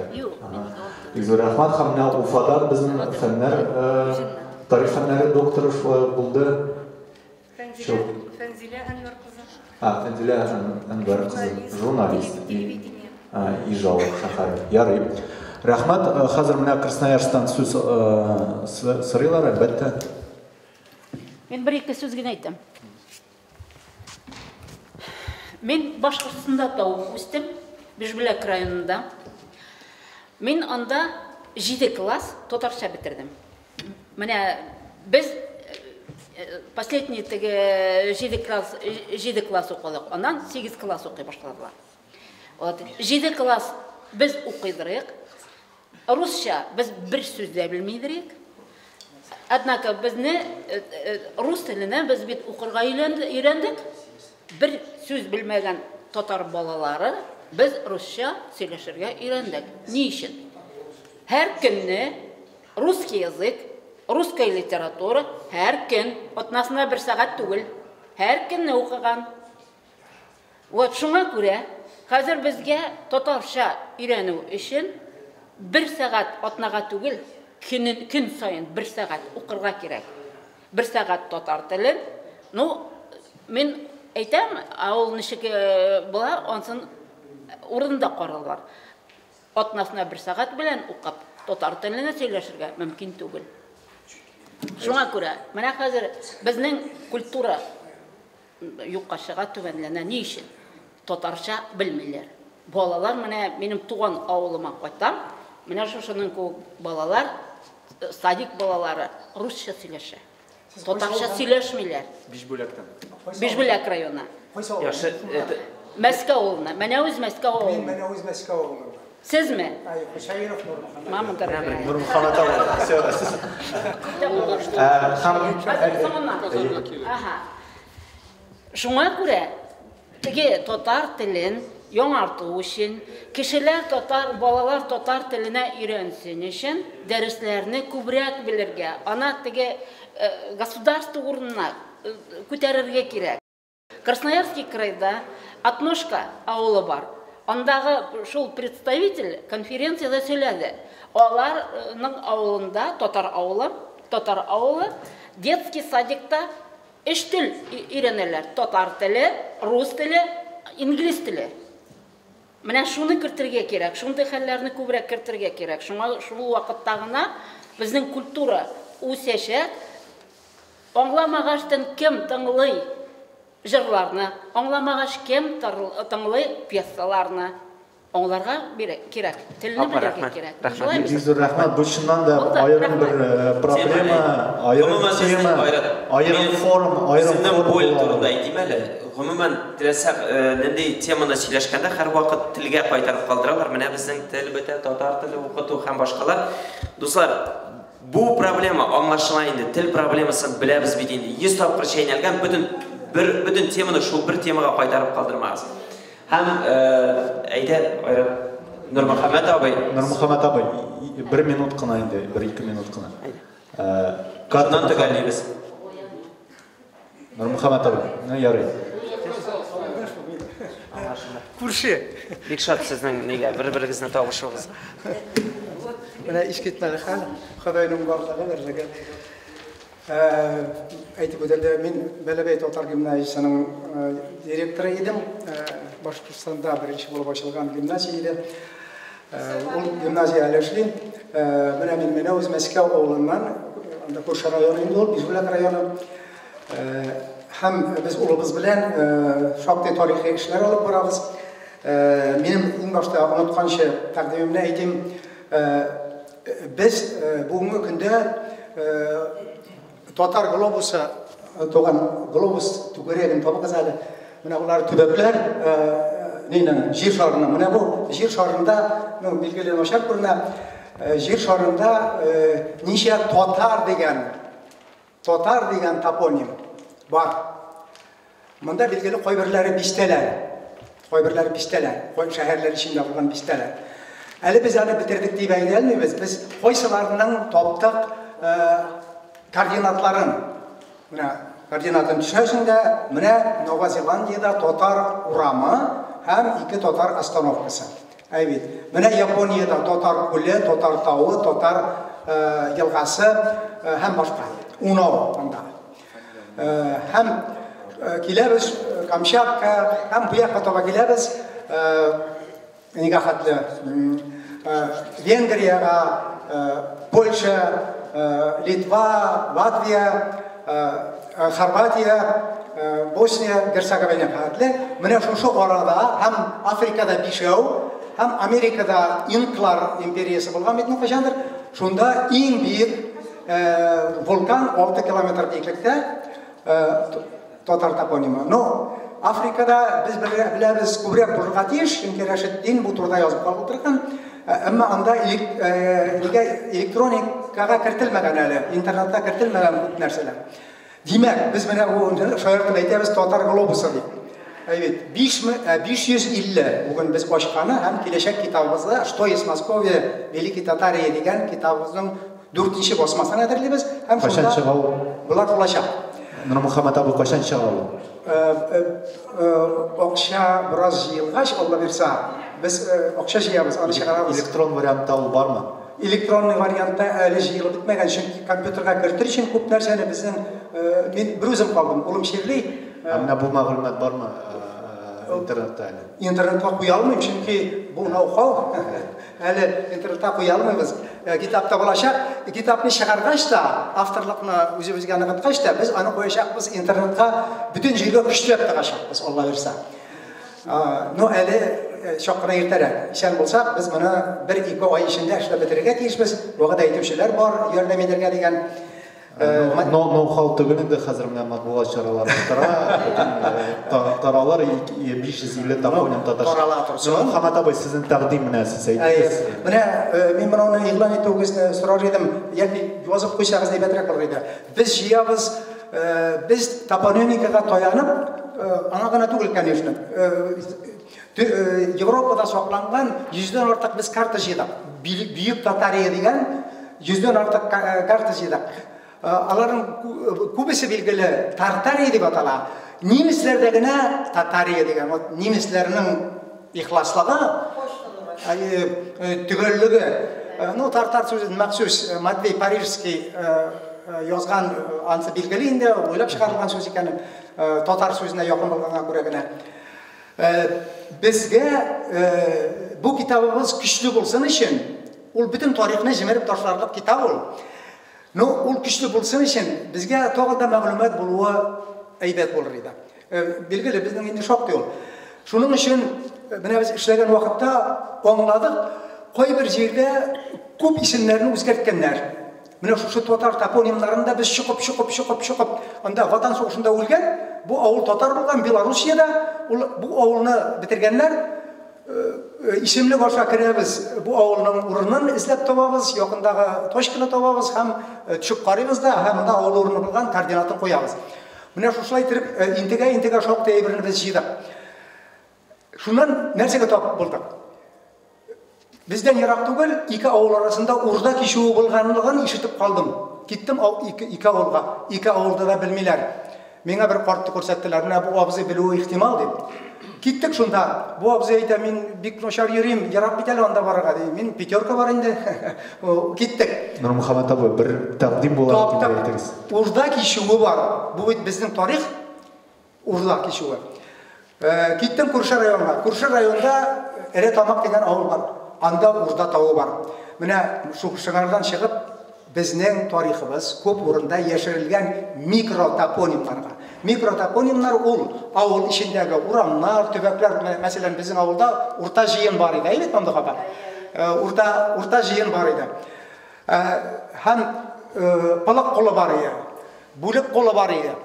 Менә шушыларны безгә хәзер җыйнарга кирәк. Пока үлеп биткәнче безнең өлкән буын кешеләре безгә һәрбер авылның ичендә булган микротопонимнарны, менә бу авыл монда урта җыен дип аталар. Хәзер ул Речная урамы. Бер буыннан соң аны беркем дә белмәячәк. Авылның тирәсендә нинди микротопонимнар бар? Менә һәрберегездән сорар идем, кайткачтан. Әйтегез, рәхим итеп, халык шушыны хушлы кешеләр, интеллигенция, эшләгез. Хәзер принтка бастың, чыга картаның шушы өлеше киселеп әйбит. Кайсы yerне ачтыгыз. Һәм шунда кулдан гына языгыз. Менә бу, мәсәлән, Урда тавы, бусы Хан чишмәсе, бусы. Нурмөхәммәт абый, менә шушы почтага җибәргәнме мин? Шушы почтага. Рәхим итеп, шушы почтага. Менә телефонымны да әйтегез. Кемнәр? Без телефонны менә шушында калдырабыз. Килеп карарсыз, почтасында язып алырсыз. Менә флипчартка язып куярбыз. Үзебезнең почталарында язып куярбыз. Һәрбер кеше менә флипчарт янына килеп үз почтасына яза ала, контактлар буе шикелле.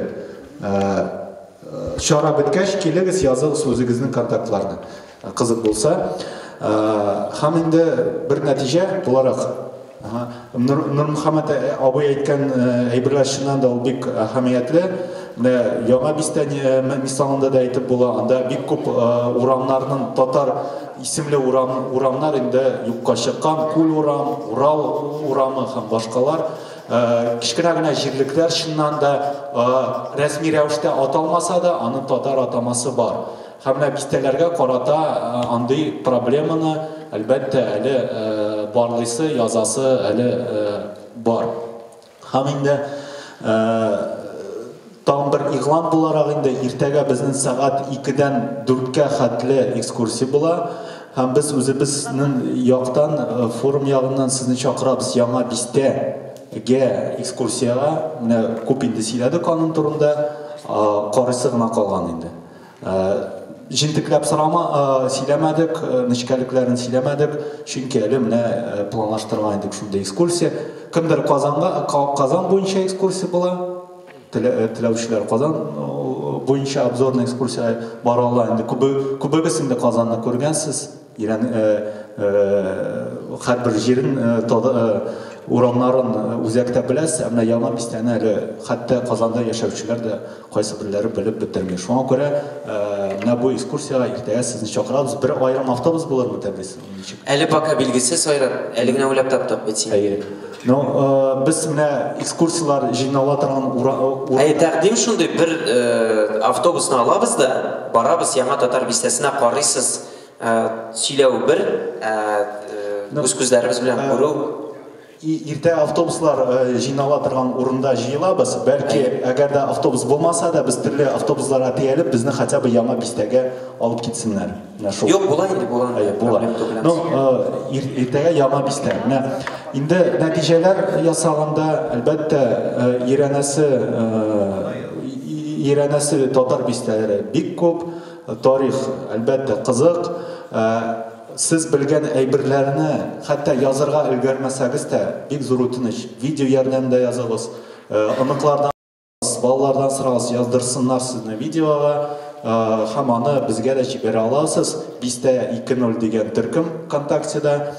Bizні шәхси аккаунтлар арқылы да таба аласыз. Айрат Фазарахманов, Тәбриз Яруллин, Тат форум почтасы да бар, қазір біз аны yazып қойырбыз шулай ук.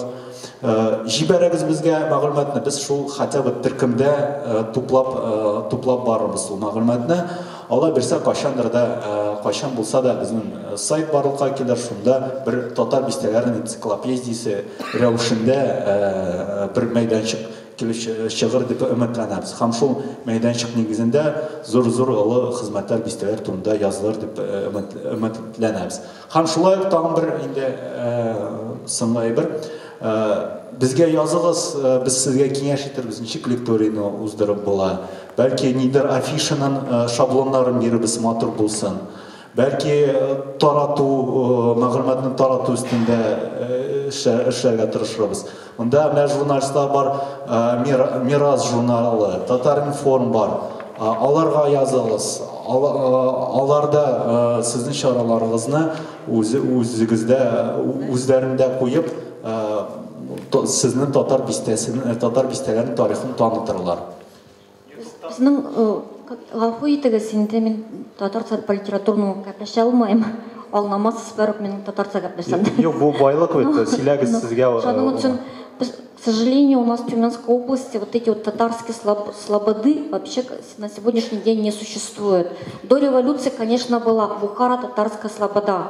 То есть, когда пала Тюмень, соответственно, в городе не разрешали селиться татарам. Только тогда, когда бухарцам разрешили селиться возле русских, получается, это конкретно, конечно, за рекой, в Заречном микрорайоне, к этим бухарцам начали подходить, возвращаться татары с лесов, сибирские татары конкретно, и существовала до революции татаро-бухарская слобода. И опять же, вот как пишут, только буквально нигде еще не написано, буквально недавно я прочитала в записках, получается, ну вот это вот Нурислама Садыкова, то, что хранится у нас в музее. Оказывается, до революции были и кондитерские свои, и овчинно-меховые фабрики. И вот на этой слободе чисто по-татарски разговаривали, ходили в светской одежде. До такой степени жили богато вот эти вот купцы, бухарцы, татары, ну они как скрещенные браки уже получается, что они ходили в красивой светской богатой одежде. И вот это вот все радует глаз. Прекрасно вот это вот, когда узнала, услышала про все это, знаете, душа радовалась. Оказывается, у нас что-то свое было. Но, к сожалению, на сегодняшний день нигде об этом не пишется, не афишируется, не говорится. Единственное, вот я сама лично давала интервью, получается, говорила, что вот да, там за рекой существовала татаро-бухарская слобода. Впервые в Тюмени было разрешено построить в центре города, не то что даже разрешено, а богатый татарин тоже свой дом отдал под мечеть. И в 1905 году только начала существовать, как бы открылась первая мечеть. Были мечети за городом, в деревнях. Деревни назывались Шабабинские и Матьяровские. К сожалению, сегодня это район Парфенова, где живут татары в основном, да.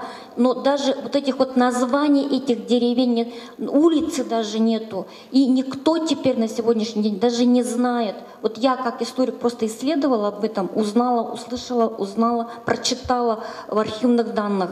А когда приходишь вот это, как бы в город, влилось, получается, деревня Казарова, и у детей спрашиваешь, как по-татарски ваша деревня называлась, допустим, Крынкуль, они это слово тоже слышат как первый раз. Вот это вот, ну как сказать, наша вот проблема на сегодняшний день. Я считаю, что раз источники письменные есть, это все можно напечатать и прописать. Спасибо вам большое, что вы эту тему открыли, именно татарские слобода, да. И думаю, рано или поздно вот этот первый фильм, который издан был в Тюменском, ну, по счету второй, первый тоже про религию, это вот как бы про действительно человека, русские уже из этого человека сделали бы святого, вот в лик святых бы внесли Нигматуллу Хаджи, но по их образу жизни. У нас такого нет у мусульман, да, но столько сделал для сибирских татар, знаете, самое главное, благодаря тому, что он построил мадресе, и татары заняли первое место по уровню образования, сибирские татары, это говорит о многом, что этот человек отдал всю свою жизнь для служения сибирским татарам. К сожалению, на сегодняшний день у нас ни одного садика татарского. Школа есть, тоже за городом татарская, но, к сожалению, там также 2 часа. И мы его изучаем как иностранный, к сожалению, сибирский татар, литературный татарский язык. Тут же выучили, тут же забыли, грубо выражаясь, извините. Это, к сожалению, реальность такая. И поэтому вот большой вопросительный знак над языком, опять вернулись к языку, да, нету языка, то есть нету культуры, наверное, не будет культуры, и, к сожалению, ну, хотелось бы верить в лучшее. Спасибо вам, что пригласили, и я хочу, чтобы мы этот фильм досмотрели потом при возможности. Хазыр қойырбыз, кім тілі қора бітірі Тәқдим итәм. Сіз бит рөхсәт бирәсез да бу фильмны әгәр дә без бистәнең теге нейне страничкасына куйсак, ВКонтактеда бистә 2.0 шушы нейне видеоны куйырбыз, һәм минем уйлыйм, анда язылган кешеләр дә карар, һәм монда қарап бітірерге тіләушілер дә қарар. Һәм без бистә 2.0 төркемдә іліп қойырбыз, алайса яңа анда ілініп қойылған яңа татар бистәсе турында фильм, Томск турында бар, Томск бистәсенең тарихы, шулай бір зур 30 минутлык фильм. Анарсы менә Төмән буенча, Сәйит бистәсе буенча Ырымбур янындагы булган җирлек турында да кичкенә генә бер фильм төшерелгән. Ансы да төркемдә булыр дип өметләнәбез һәм төркемне әзрәк актарып куйсагыз, анда күп кенә мәкаләләребез шулай ук ілініп қойылған. Үзігізнің бистәгіз турында мәкалә булса, нидә материал булса, җибәрегез, біз дә аны үзебездә іліп қойырбыз. Bik zor yaxşı iş başlağansız, kim inisiyativisi bilen varlığa kildi o dünya kildi? Bu Tatarlar, yaş Tatarlar inisiyativisi hem səbəbi indi bizning ılı buğundan. Hükümet tarafından yoqlav, Yo'q, hukumat bu işraqda әлләни кирәкмәйди ул. Hukumat bilan ortiq bəylənsән, аның үз зыяны бар. Ерак китсән дә артык шулай зыяны бар, шулай бит. Шуңа күрә әлбәттә инде дәүләт аны хуплый, каршы килми. Ләкин инде артык аның катнашуы да кирәкми мондай әйберләрдә. Нәрсәгә ул анда килеп чиновникның сәламләү сүзен ишетер өченме? Андый без аңлагансыздыр инде шундый ачык формат ягында, диалог ягында, кешеләр белән бергә бистәләргә йөрү ягында, андый ниндидер формаль әйбер турында түгел бу. Бу кеше арасына таратасың килсә, минемчә моны тотырга да эшләргә үзеңә, дәүләттән көтеп ятмаска. Әмма менә дәүләт дигәндә, дәүләтме, башкамы нәрсәме?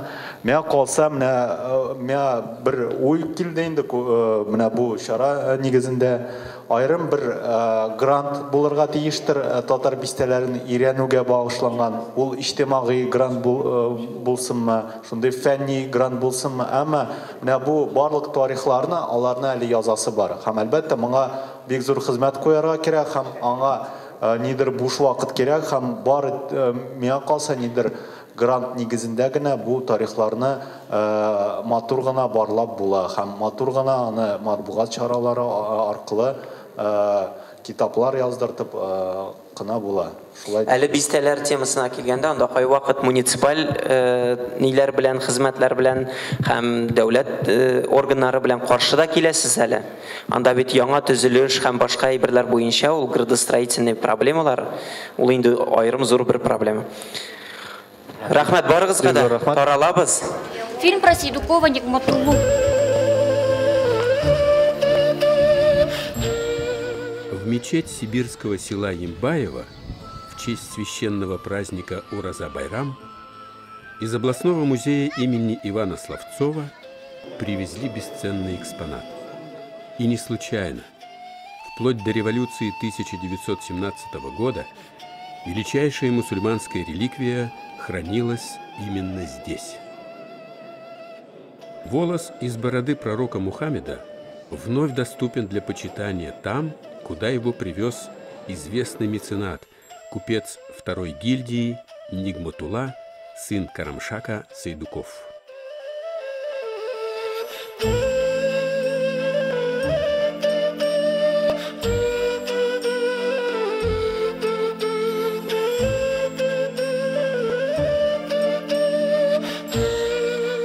Ямбаево, что в предместье Тюмени, некогда было известно не только в Сибирском крае, но и далеко за его пределами. И это благодаря стараниям торговых людей, стремившихся к освоению новых рынков. С давних времен село еще называли Малцин, что в переводе на русский язык означает «стоянка», так как эта территория длительное время была местом остановки восточных караванов. Основано было Ямбаево татарами более 4 веков назад. Подтверждение тому изображение села в чертежной книге Сибири, которая, как известно, была составлена картографом Семеном Ремезовым в 1701 году. Со временем здесь обосновываются тюркоязычные бухарцы, выходцы из Средней Азии, которые так же, как и местные жители, исповедовали ислам. Самым распространенным ремеслом у селян было кожевенное дело. Нередко встречались и торговые люди. Только в XIX веке здесь насчитывалось несколько десятков купцов. Был в их числе и тот, чье имя навсегда вошло в историю Западной Сибири – Нигматулла Сайдуков. Во время поездки в 1911 году на Тюменскую ярмарку был в Молчин и видел все своими глазами. В деревне несколько мечетей и школ, в том числе и для девочек. Во время сильного пожара в 1881 году выгорела вся деревня. Сайдуков на свои средства бесплатно выстроил 170 домов по специальному плану архитектора. Это истинный благодетель, можно сказать, истинный пожертвователь. Он выполняет, что дает слова пророка, саллаллаху алейхи вассалям, что сколько дает правая рука, не должна знать левая рука. То есть ты никому не должен говорить, это сколько ты подал, садака, там, какую помощь оказал. Садака не примется Всевышним, если ты оказал помощь или дал садака, а потом говоришь, вот я столько дал, столько во всеуслышание заявляется. Это будет как, что ты деньги на ветер выкинул. Под обобщенным названием «бухарцы» подразумевались не только уроженцы древнего города Бухара, но и представители ряда других тюркских этносов. Первое упоминание о них в литературе сибирских татар связано с приходом в конце XIV века в этот край проповедников ислама. Активно бухарцы переселяются в Западную Сибирь после вхождения территории в состав государства российского. Они пользовались рядом привилегий, поскольку являлись иностранцами, добровольно принявшими подданство. Указом царя Федора Иоанновича от 31 августа 1596 года им была разрешена беспошлинная торговля. Здесь были относительно лучшие условия, чем в Бухаре в то время, потому что Бухарское ханство находилось в состоянии политической нестабильности. А здесь возможности и для развития себя, и для выполнения того же самого долга, как они считали, долга мусульманина, распространять религию. Конечно, это существовало еще и до 15 века. Бухарский след мы обнаруживаем даже в языке эвенков. Извините, это уже Восточная Сибирь. Не факт, что они всегда присутствовали, но они проезжали через эту территорию. А вот стабильно это 16 век. Они здесь стали компактно селиться. Создавались, опять же, татарские, бухарские слободы. Нигматулле, похоже, было суждено стать успешным купцом. Ведь перед ним был яркий пример отца, Карамшака, который из простого приказчика одного из деревенских богачей превратился во владельца магазинов в Тюмени, Павлодаре и Семипалатинске. Чуть повзрослев, Нигматулла с родными братьями Рахматуллой и Хабибуллой продолжает семейное дело. Не пропускает ни одну крупную ярмарку. Товары везет из Средней Азии, Китая и Европы.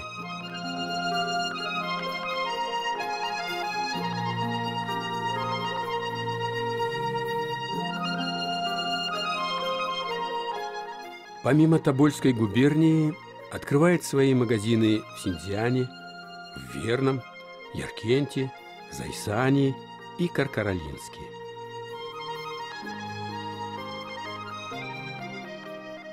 Цены на тюменские ковры на Нижегородской ярмарке доходят до 20 рублей.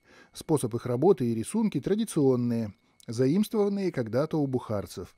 А, быть может, занесены бухарцами, населяющими и теперь видные села около Тюмени. Между ними я знаю их достойного представителя, Нигматуллу Карымшакова, который, вероятно, располагает многими сведениями по возникновению в Тюмени коврового производства.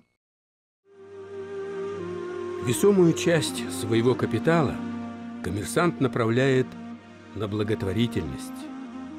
На его средства в сибирских городах и селах, а также в казахских степях, строятся десятки мечетей и учебных заведений для детей-мусульман.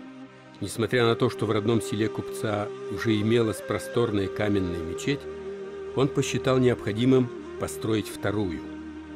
Вместе с этим возводит новое здание для действующего магометанского училища, библиотеку, гостиницу для учеников, для учителей, дома со всеми необходимыми хозяйственными постройками.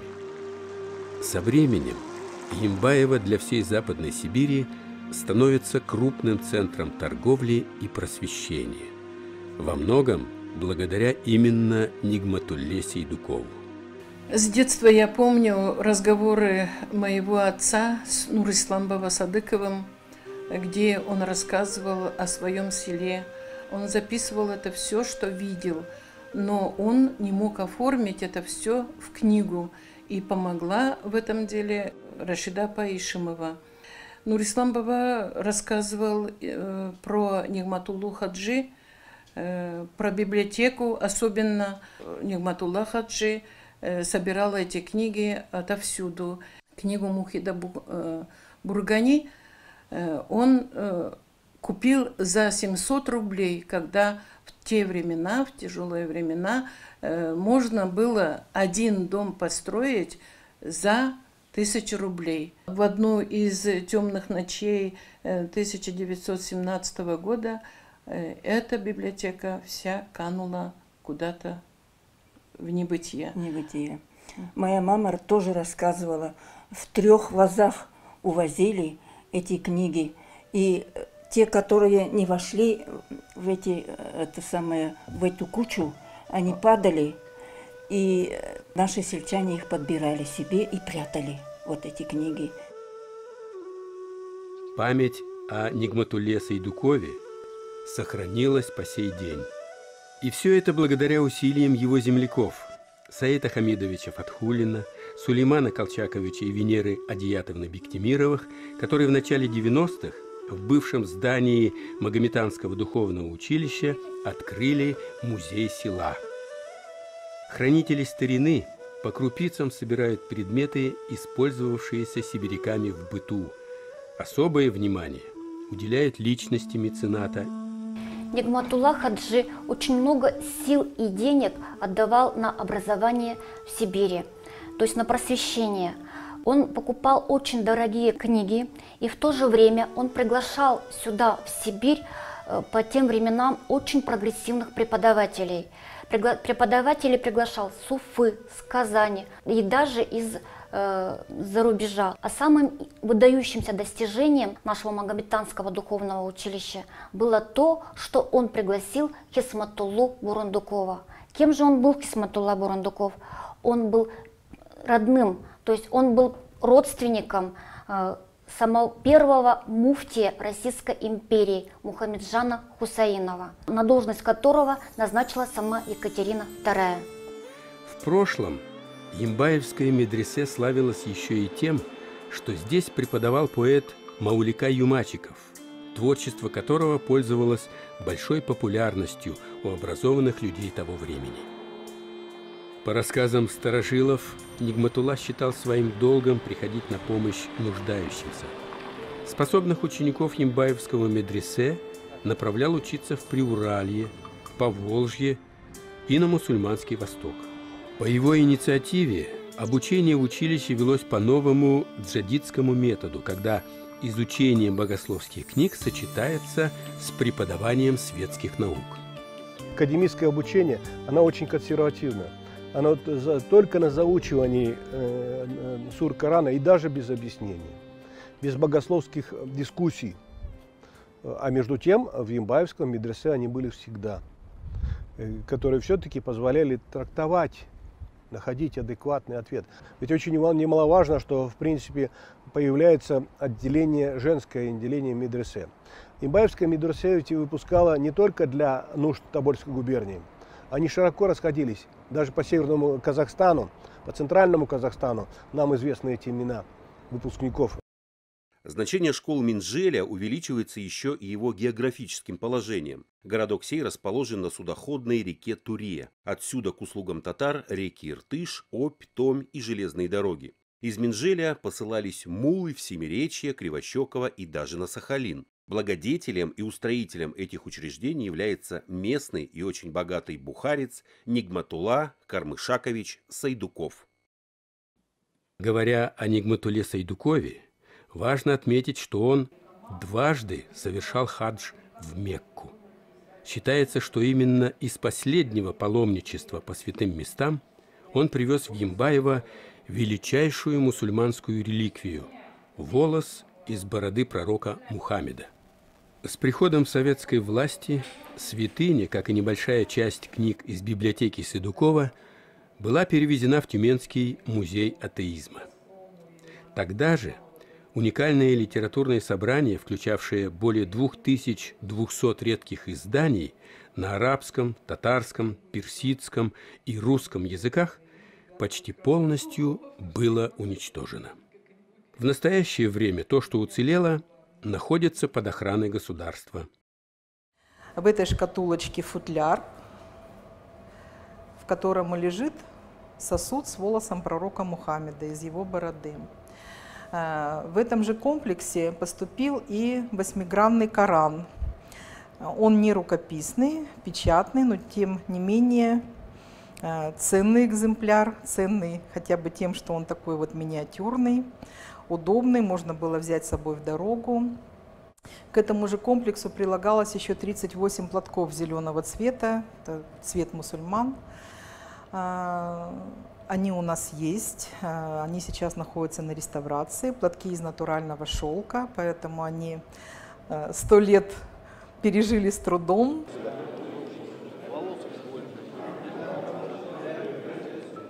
Священный волос из бороды пророка Мухаммеда выставляется в музее и в мечетях во время проведения таких крупных религиозных праздников, как Ураза и Курбан-Байрам. Вот этот волос пророка, саллаху алейхи дал нашему Нигматулла хаджи, меценату нашему, только из-за уважения ему, то, что он благие дела делает, султан Османской империи. Вот. Это не просто откуда-то купили, принесли. Вот это именно вот этот тот волос. В то время в России не было таких волос. Это здесь, потом Оренбургское магометанство, вот там было 2 волоса.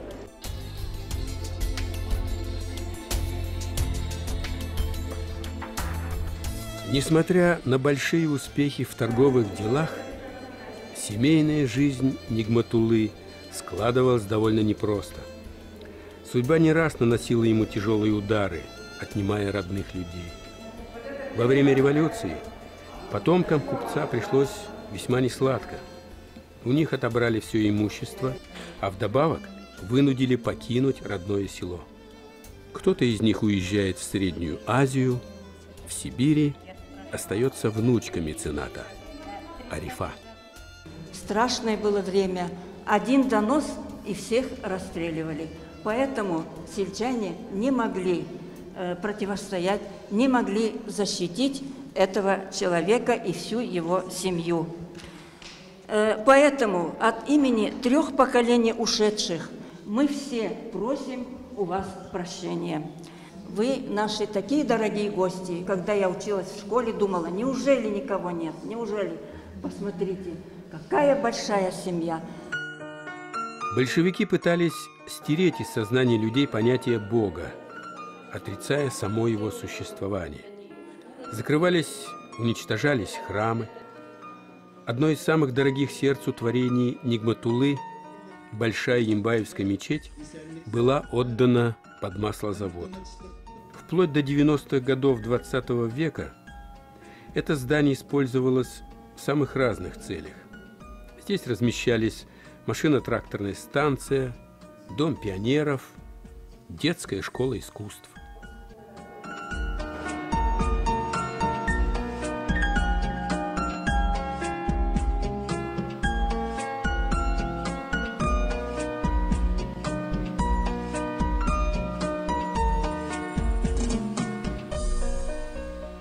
الذي خلق 7 سماوات طباقا ما ترى في خلق الرحمن من تفاوت فارجع البصر هل ترى من فطور ثم ارجع البصر كرتين ينقلب إليك البصر خاسئا وهو خسير. Несмотря ни на что, местные жители продолжают хранить в сердцах веру во Всевышнего. Из поколения в поколение бережно передают истории, связанные с их малой родиной. Широкое распространение получила и легенда о том, что в Ямбаево, в гостях у Сейдукова, был сам цесаревич Николай, будущий российский император. Вот я хочу вам показать альбом, наш семейный альбом. Это знаменитый прадедушка Сейдуков Нигматулла Хаджи Кармушакович. Мою бабушку Арифу, он отдал распоряжением высшие магометанские курсы для девочек. Она знала арабский, она знала персидский, фарси. Гаджиляпа, а вы помните мою маму? Я помню ее. Я помню, где-то в 2000 году я была у вас на поселке ММС, и вот я с ней имела счастье познакомиться и порасспрашивать. Видите, как это самое... Сайдукова меня привлекли давно, фамилия Сайдуковых. Еще в 80-м году, будучи в Казани, я попала в музей изобразительных искусств, и там была фотография мечети, большой мечети Ямбаевской. И экскурсовод рассказывала, что это в конце 19-го года, это в Западной Сибири первая, единственная в каменном исполнении мечеть. И выстроил Сайдуков на свои средства. А я думаю, как же я тюменская и не знаю Сайдукова. Первый раз в 80-м году я услышала. Сейдуков в 1897 году входит в состав учетно-судного комитета Тюменского отделения Государственного банка Тобольской губернии. В его обязанности входит оценка благонадежности лиц, желающих получить кредит. Как и остальных участников этого комитета, кандидатуру купца по представлению управляющего утверждал лично министр финансов Российской империи Сергей Юльевич Витте. В Тюменском округе много выходцев из Бухары, в настоящее время осевших на земле и носящих название тюменских бухарцев. Из них многие имеют в нашем отделении кредит, и Нигматулла Сайдуков для нас явно положительно необходим, так как никто, кроме него, не знает так хорошо состояние и дела этих бухарцев. Личность вполне порядочная и известная во всем округе по своей честности и добросовестности.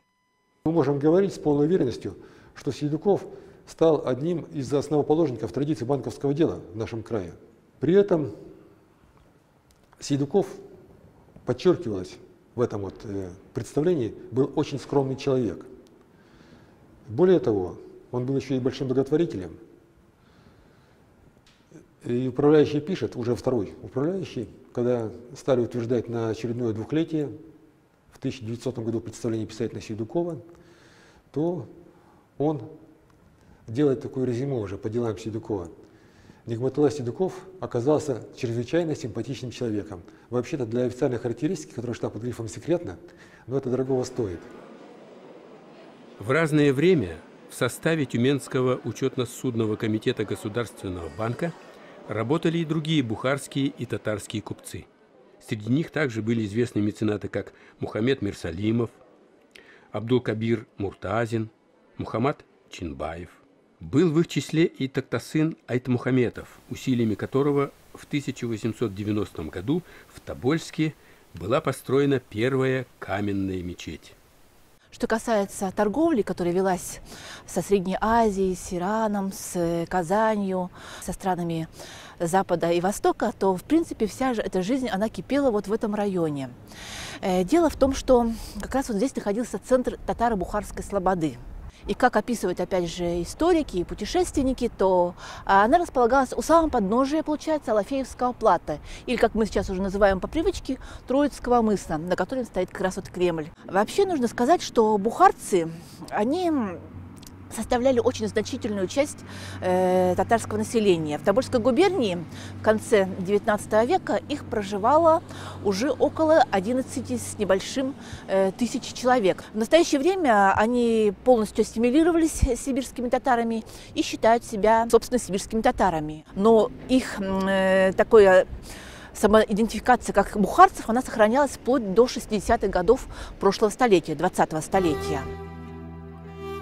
В годы перестройки народу вернули право открыто исповедовать свою религию.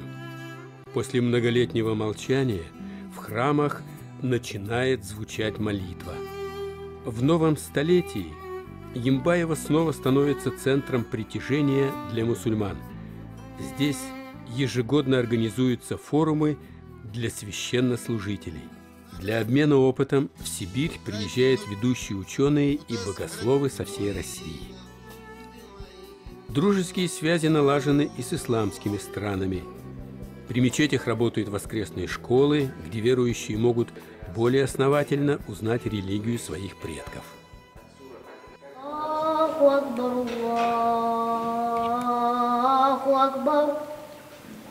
أشهد أن لا إله إلا الله أشهد أن لا إله إلا الله أشهد أن محمدا رسول الله أشهد أن محمدا رسول الله.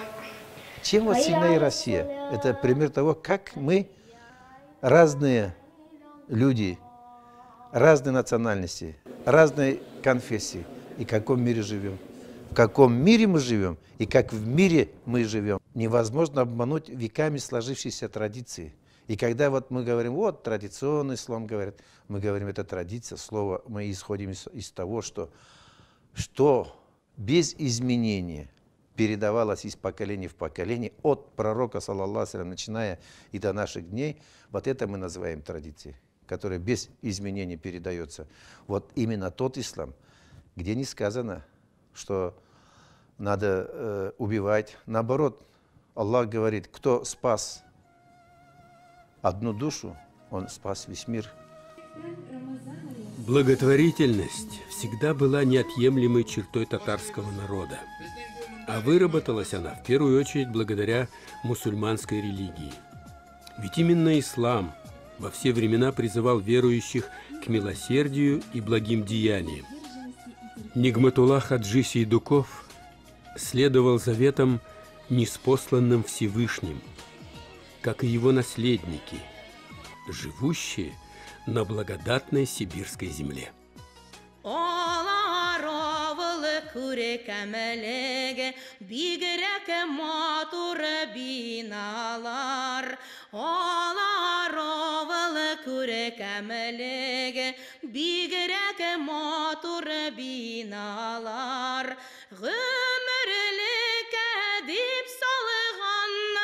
тұрышы біздің бабалар. Ғұмірлік әдеп салғаннар, тұрышы біздің бабалар. Ямбай ауылы туғаны яғым, кең аның урамынары. Ямбай ауылы туғаны яғым, кең аның урамынары.